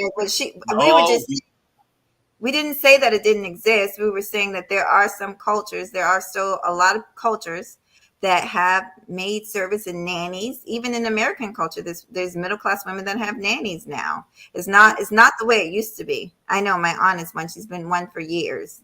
And they're just middle class people that work a lot and they have nannies. I'll be right back. Thank you, though. I mean, it's just like, I look at it like this. When we look at labor and we think about daycare. When you keep bringing up maids, why do you? What's the difference between daycare and a nanny? What's the difference between daycare and a nanny? You're having someone else raise your kid, except you have to do it on. Somebody's getting paid at a facility to watch your child. So why is that preferred? Why does that sound so much better to you when I say, yes, there are people who have maids and nannies and things like that. Some people have housekeepers that come by. What is the average Black American that has somebody as a servant? A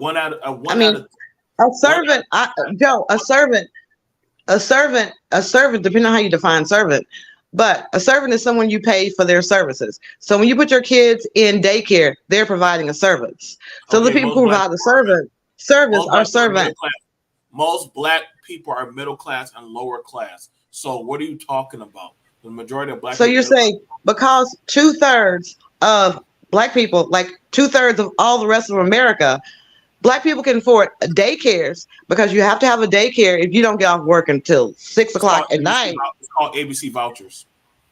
Next, ABC vouchers take care. Okay, ABC vouchers are available for those that make below the poverty rate or 150. That's not true. What? You're just not below the poverty rate. That's 150. You Joe, don't need to be Joe, below look it poverty up. Look it up. Look it up. It's not for everybody. It's not for everybody. Okay, Joe. The median income right now is $46,000. The median income is $46,000. That's the black hole median income is $46,000. That's with Oprah Winfrey and everybody else involved. So I understand that. Why are you bringing up millionaires? I said median.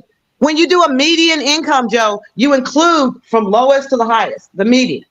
The median is not the average income. The median includes people like Oprah Winfrey all the way from I don't have any money to people, but that's the median. The median income, you take how the total number of African Americans in the United States and just line their incomes right up. So the median is about $46,000. That's the median. That's including their.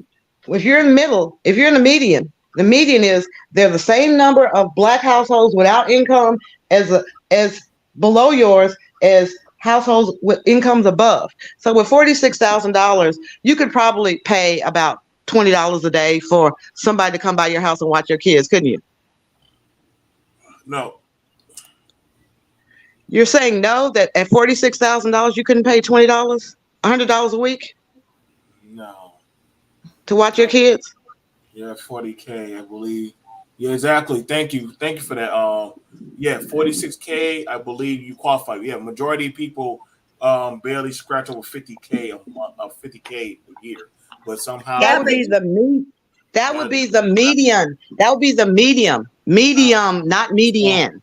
Median, I said. Do you think that there's a delusion with a lot of the women about how society is operating right now? Because I mean, with the clothing, the hair, the mindset. I mean, going around calling themselves bad bitch, and all that other stuff. Do you think that's a delusion?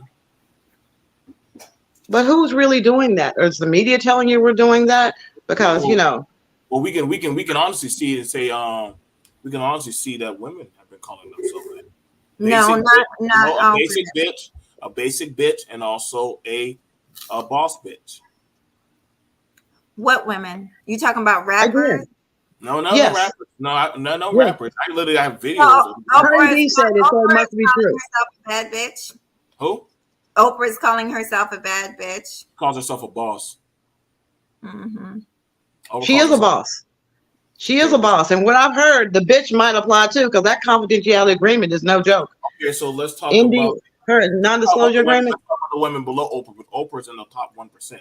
There's not a lot of billionaire people, especially. There's not a lot of But billionaires. you just said women are calling themselves bad bitches. Okay, so we can use Lizzo calls herself a boss bitch.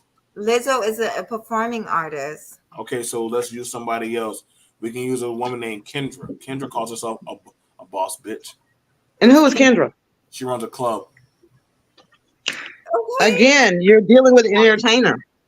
I'm talking about probably a school teacher, a principal. Okay, so what do you call? Okay, so a principal. So when you have a woman that literally they're doing certain stuff, yeah, I guess you want to call herself a boss. Okay, listen, this is why I say there's this delusion of women. I mean, Yeezy's probably calling himself a gangster. That don't make it true.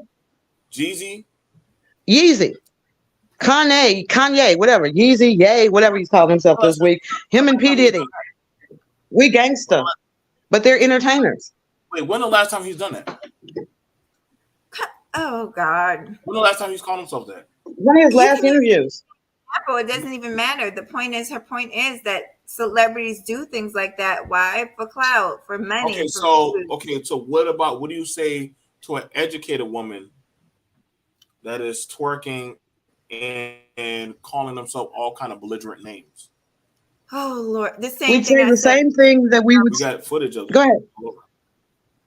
You're not proving anything. That's that person. All politicians aren't doing that. Maxine Waters isn't living up her dress twerking. I love Maxine Waters. I don't care what nobody say.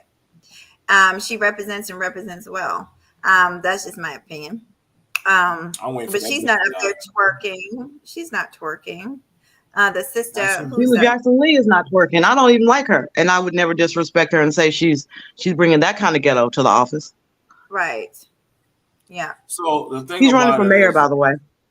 Oh, okay. Yeah, so she's the thing running about- for mayor of Houston. Oh yeah. Are you So- from Houston? I'm from Dallas. We watching her though, because we have Eric Johnson up here in Dallas.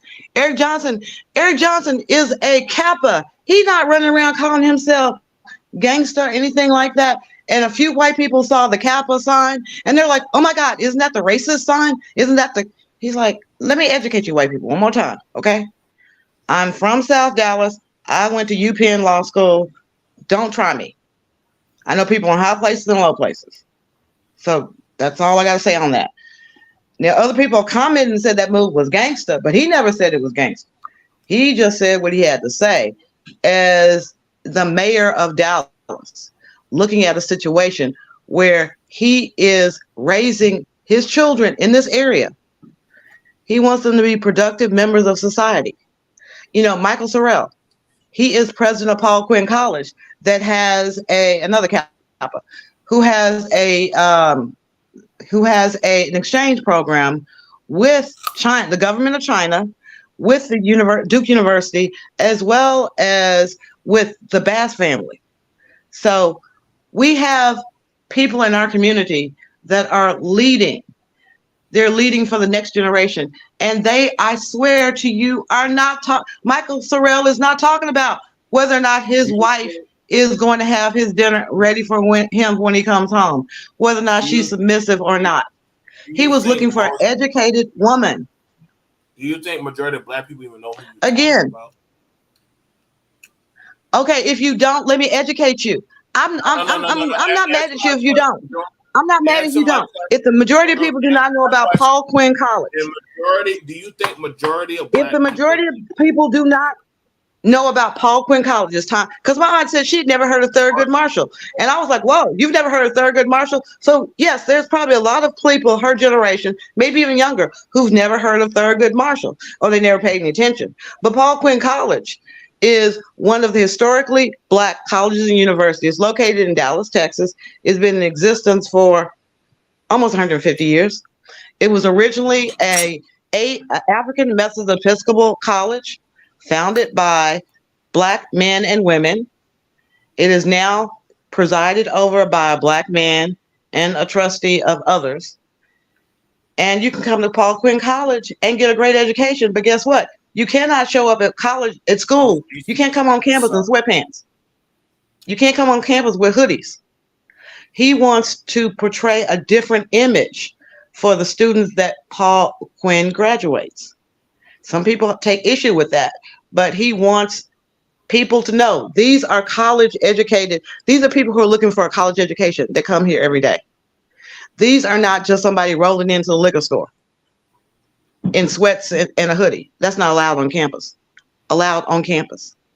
Not just in classroom. You cannot roll on campus looking like that, or they'll ask you to leave. So when it comes to leadership, sometimes you got to take the emotion out of it. And when we're talking about leadership in the business world, why we got to always get emotional and start talking about you black women don't want to lead. You black women don't want to follow. You black women. You black women. You get on and you literally talk about, I'm talking about the butler and all this black woman got shot. Daddy didn't do that. You do the same stuff every other time. So what are you talking about? I said, I don't go back and start every time when I talk about politics, start talking about, God damn it, black men don't want to pay all the bills no more. I don't do that. But every time we get on the show, the black men sit up there. No, Joe, let me finish my thought.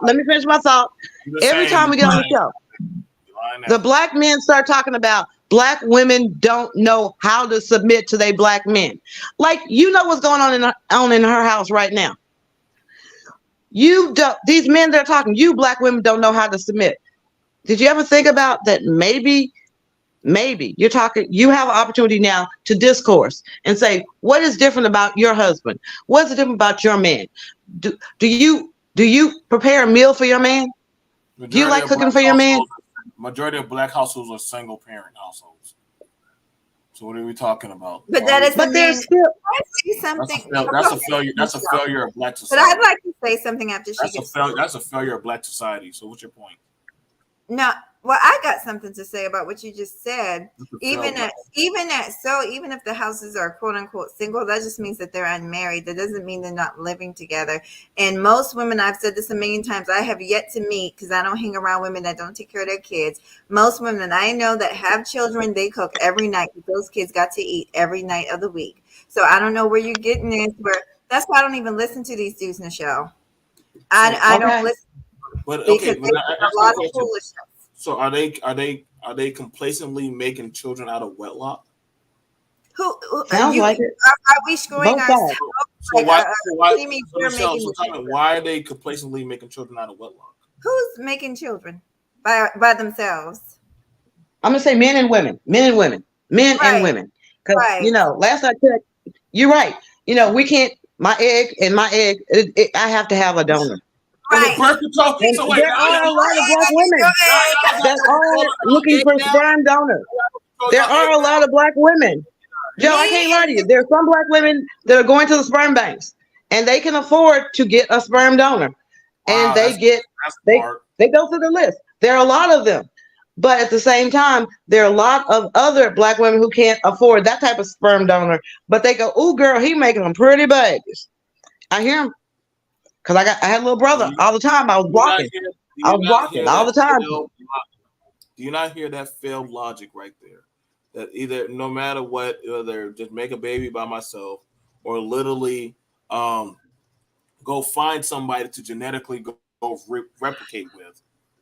That is honestly the ideal to running a household. I guess that would be eugenics right now, which is literally a failed Darwinism. Like why are we jumping past this?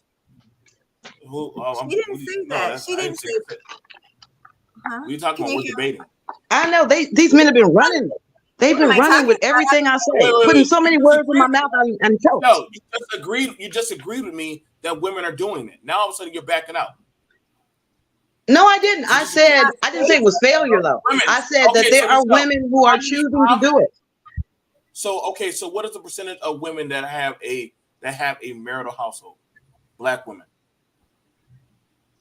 Less than 25%. Damn. It's 77% of women that have never been married. So let's do the math backwards. I said less than 25%. So 77% of black women have never been married. So that means that out of that scenario, 23% have been married at least at some point in their life. They may not currently be married. They may be on their second husband or their third husband, but 77% have never been married. Now, if you want to ask me, why do people? You know what? You got it, man. You got it. Hey. How is it a failure if? How is it a failure if? That's a failure of society. Let me see. Is it a failure? Let me see. Let me go through this. Angela Alsobrooks. She will be the first black female senator. Never been married. Never been married. How would that be a failure? If she's never been married, she's a failure. Does she have kids? Yes. How many kids does she have? Boy and a girl. I said kids. Does it really fucking matter what boy or girl? I'm just being accurate. I'm just being accurate. She has a boy and a girl. She has a boy and a two girl. kids, So a boy and a girl. Mm-hmm. She was never married. Nope. And she just made 2 babies. Mm-hmm. And that's a win for her. She's winning. She's winning. There are a lot of people that will trade places with her. Not a loss. It's exactly. Who else you got? But would you want to say Mariah Carey is winning? Mariah Carey's winning. Mariah Carey's winning because she was married when she had Nick Cannon's babies. So she's winning, you guys. She's setting a great example because let's look at it. Did she have any other kids after that? Nope. 12. So she stopped. So She got married, had kids, and then she stopped having kids. And got divorced. Pretty much back to back. Tubes tied after the second one. Who did she get married to? Who does she I'm get after married to? twins. After twins, she had the tubes tied. She didn't want anymore. Said she didn't want anymore. Okay, so who did she get married? Who did she get married to after Nick Cannon? She married Nick Cannon. Okay, then you said two. You said she got married twice. No, I said she had 2 kids. Twice. Okay, but she's only been married one time. She's only married one time. She's only been married, and I said, is she winning? Are you winning? Because you had kids with a man. Only kids you had. Wait. But you use some crappy deflection. You just try to use a woman that said, well, she's in politics. And I said, well, does she have any kids? And you said, yeah. I said, well, how many kids does she have? I didn't say it like that. So yeah, she got 2 kids. And what I'm saying is, Joe, think of your logic. The politician that has 2 kids, that has raised 2 kids, kept a successful career going.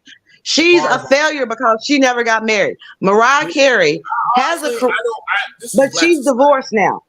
And her kids have all these other little half siblings that she has put in court documents that she does not want those kids around her kids. So is she winning? Are you winning when you got to go into court and beg the court not to allow not to force your kids to be around these other kids? Are you winning? Yeah, that she is winning. She don't want. Why would she want little bastards to come around her kids? Well, you said it. I didn't, but. That is something that women. That is something women have been dealing with. At least you were thinking what I was thinking. Something. Mr. Music is right. That's her second marriage. She was first married to a producer Right. when she first came out. To that very wealthy producer. Yeah. Well, you guys, it's been nice. It's so nice to meet you, Miss Nichelle. I'm gonna go ahead and let you guys have it. Okay. It was nice to. All right. I'll be listening. Good job. Look forward to more conversation. Okay, so John, I'm saying the reason I brought Mariah Carey up because everyone knows who she is. That was a but the thing about it is, as far as the black family is concerned, the divorces that are in the news. Okay, let's say it like this. Jada had Will Smith in the household. Did that do her any good? Are they married? Cookie had are they married? What's that guy's name? What's that basketball player's name? Michael Jordan. Are they the one with the gay son. Cookie. Yeah, Cookie Johnson. Yeah, Cookie Johnson had Magic Johnson in the house. Yes, they are married. Yes, Jada Pinkett is married to Will Smith. They married. So tell me, is Jada winning with Will Smith in the house? With her kids winning? Jada won't be Jada without Will Smith. She'll still be. Exactly. Thank you, sir. Jada wouldn't be nobody without Will Smith. And Will Smith going there without Quincy Jones. So. So suck it dick. Now it's a measure of whether or not you're doing good. No. Wait. Will Smith would not be where he was if he wasn't for Quincy. Because popping nasty. As long as you 100%. In the entertainment industry, then you good because Michael Jordan, he goddamn $2 billion, $3 billion, somewhere around there. Shoot, he a billionaire. He's straight. He got Latino women, the baddest Latino women. Michael Jordan what does the Bible say about that? Michael Jordan I'm glad you're in held on to his marriage until he got to where he got, and then gave his wife a settlement and say, thank you for helping us raise our kids. Thank you for this. This is your settlement. Goodbye. He played the game. He understood the mission. Whether you say it was a failure, no, that's a success. You don't see Jordan's ex-wife out there in the media doing all that crazy shit. Jada, as much crazy shit as she talked, you don't see Jada from the streets. Jada said Cookie Johnson is still married to Magic Johnson, and yes. She's still married to him, and they still running around together because they just did a photo shoot. So where'd she go? Where'd Cookie go? Cookie's staying right there with him, HIV or not. She don't care. She about the bag, baby. That man, and she got servants too. So do you think she'd be running behind him if she did not have servants? But here's the thing about it. Hold on. You So think you're you trying to think he'll be with them if he ain't had no money, or She wouldn't be with him. That's the biggest gold digger I've ever met. Kobe White would have been left them if he didn't have no, money. no. Lori Harvey, look at Lori Harvey. You could if you break up with that No, bitch, I that's like like this brother. almost like 25 million. She want 25 million. She make you sign a thing right now. She make you Yeah, sound look Don't talk about Steve Harvey. I know his first wife. Steve Harvey. No, Steve I Harvey. say Lori Harvey. His daughter, the daughter. Lori You talking Harvey, about the Steve daughter. Harvey's leaked daughter. Steve Harvey's daughter now. That's a gold digger. That's a gold. Well, her daddy was a drug dealer. Well, her real That daddy nigga's in was a prison. drug That dealer. nigga went to prison. What are you saying? No, he out now. He out. He been, unless he just got locked back up. Okay, so he She's out. a So top. guess She's what? a gold digger for the street. Well, guess what? He for the streets. And guess what? Do you think Lori follows the drug dealer or she follows Steve's example? She followed her mama example. She Her follows, mama's the real. listen. What was her mama before? What was her mama before she met Steve Harvey? Steve Harvey's other wife. I got lost about how many times he'd been married. But his other wife was. Hold on. Wait. She was his manager when he was at the Apollo. She was the manager. Yep. Yeah, Sure is. the wife before this one. So wait. So let's look at that. Lori and her mama would not have the access that they have to the crowd or the groups that they have if not for Steve Harvey. They're not leaving. I still don't know who they are. I just know they some little. Look, that's all I know. That's all. I don't know them. But We only like know mama, Steve like Harvey. daughter. Steve Harvey got with Steve Harvey. His first. That's wait. I got a better example. That's like Ray J and Kim K. I know who Kim K was until that Lil 6 thing. We ain't know who the Kim K's was until black people came around. OJ and all them other people. Nobody knew who Kim Kardashian. But y'all didn't know, but everybody else did. brother. Barely. Thank you. Black Nobody people, knew who Kim Kardashian we bought them all Nobody- out there. no. That's like if you look at them, like if you look at any Kardashian bio, they gonna say very first, oh, their dad was OJ's lawyer. That's the very first thing that's gonna pop up. I don't see none of that. I don't even know what they was before then. That's it. That's the thing they always gonna do. No, what I'm saying, Joe, is that we can sit up there in America and sit up here and see all of these women that, as long as they stay with the guy that embarrasses them, does all kinds of salacious stuff, they winning. That when Melinda Gates was like, "I'm done. I'm out of here. I'm done." That when okay, again, Oprah's never been married. Is Oprah losing? Oh, Oprah's never been married. Has Whoopi Goldberg been married? Yes, actually, she has been multiple times. Multiple times. So she's a multiple one. So Oprah, who's never been married, but been with Stedman all these years. Whoopi Goldberg also has multiple abortions too. She brags about that shit. All right, that's stupid to me as well. But what I'm saying is, what is winning? What is winning? What is winning? You know, black men try to act like, oh my God, you women are gonna die broken. You women are gonna die like Oprah alone. Oprah could get. Oh, I guarantee you, all those guys that are talking about doing submission, if Oprah Winfrey came out and said, you know something, marry me today and you can have half my money when I die, they'd be like, yes, sir, Miss Oprah. I would be happy to be your husband, Miss Oprah. They talk bull crap about how they want to be the man and all this other crap. But at the end of the day, that these men really would like to be taken care of. That's why they're not with a woman now. Wait. Who gets taken care of more? Women or men? Who gets taken care of more? Huh? Who gets taken care of more? Women or men? Men. Women do. Black men are taken care of. If it ain't by their mama, their sister, their girlfriend. Women are taken care of more than men. Women are taken care of more than men. How many women do you know that are still staying at home with their daddy or their mama? Oh shit! If it's almost 8 out of 10. So show some statistics on that, Joe. Show some statistics, because the long and short of it is the joke has been women don't want to date men that stay at home with their mama, but yet and still they'll date men that stay at home with their wife. because we literally had the welfare. We literally had the crack epidemic and also the welfare surge. And you think that now, so exactly now we need statistics now. But 1 minute ago, when we said that, I've been reading statistics all along, Joe. I've been reading them and sending them to you. You just haven't put them on my air. Stop that! You didn't send me no statistics. You didn't send me. No. Yes, I did. No, you did. On where? Where? On what? You're lying. Okay, let's see. Let's go down the statistics that you have not read on the air. Air one, when Homeboy was talking about how many we had more kids in college now, and I'm like, no, over the last 10 years, there's been a decline. Specifically, what was the year of decline? Hold on. Yeah, see, now you gotta look it up because you lying. I caught your ass. How do I have to look it up when all I'm doing is punching on the right tab on my screen? Okay, so look at it. First thing I do, how many women stay at home with mom?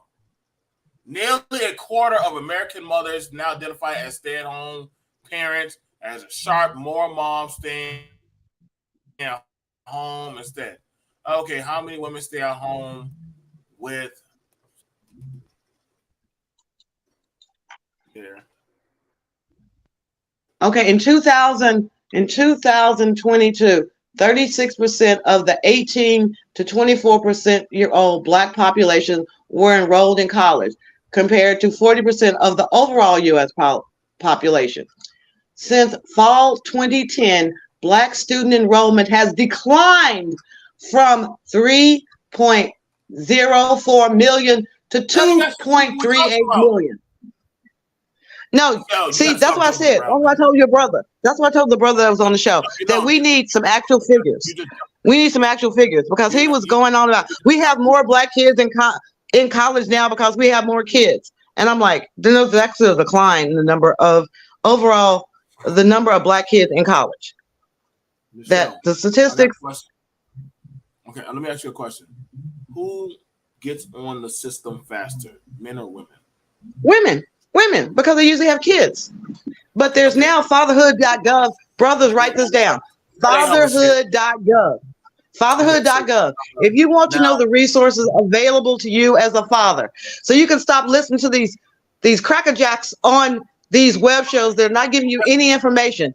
They're not telling you. Go to fatherhood.gov so you can figure out if you've been in jail, you don't have to pay child support. How do I do that, Miss Michelle? Go to fatherhood.gov.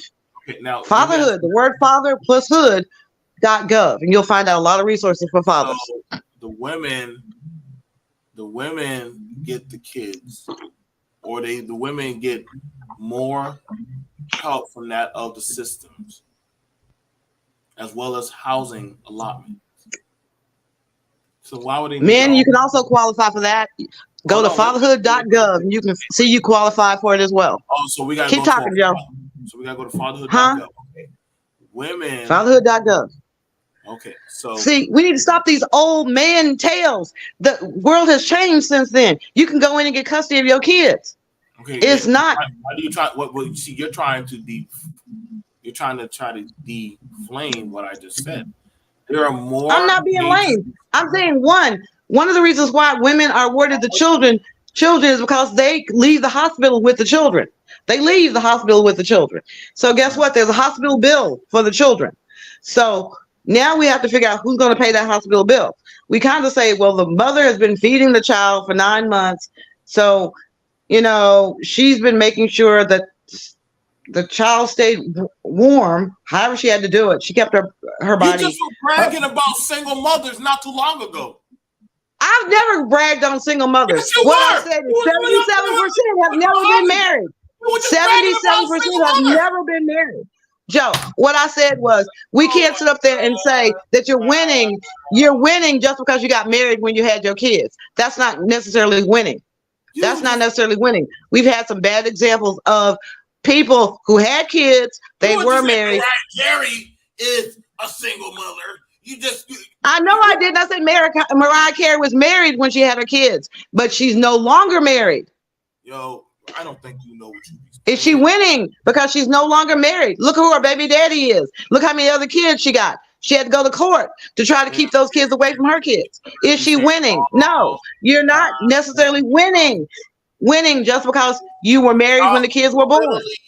We're just trying to throw that literally some politician with 2 kids is winning because she has no. Yes, she is winning. She is winning because she's winning. Everything in her life is good. She's never been married. Is that bad? No, she's winning. Mariah Carey's winning, but she's had 2 kids, and now she's going through a horrible custody battle. Is she winning? No, she's not. How's she going through a custody battle? She gets custody of the kids. Because Nick Cannon wants those kids to have more time with his other kids. So they are still in an ongoing saga over it. They have temporary orders right now. They have temporary orders entered in that custody battle. It's possession, access. Actually, it's access right now. It's visitation. Because she does not want her kids to be in his possession when he's around any of the other kids. And since he just had that new baby, it's like, he's like, I'm the man. I get to decide. And she's like, no. So tell me, what do you think of all those women that are getting pregnant by Nick Cannon? What do you think of them? Are they winning? I don't know. They're not winning. They're not winning. They're not winning. Stand 10 toes down. They're not winning. Why not? They're not winning. Why are they not winning, Joe? Did you not hear the one say that her career? One has said all of what. Let me ask you a question. Do any of them have any careers that have not been put on pause while they had babies and got their bodies back? Fucking and sucking. That's their career. Fucking and sucking. Okay. They actually had careers. To let them tell it. To let Nick Cannon tell it. They were doing more than that. What real career that those women have?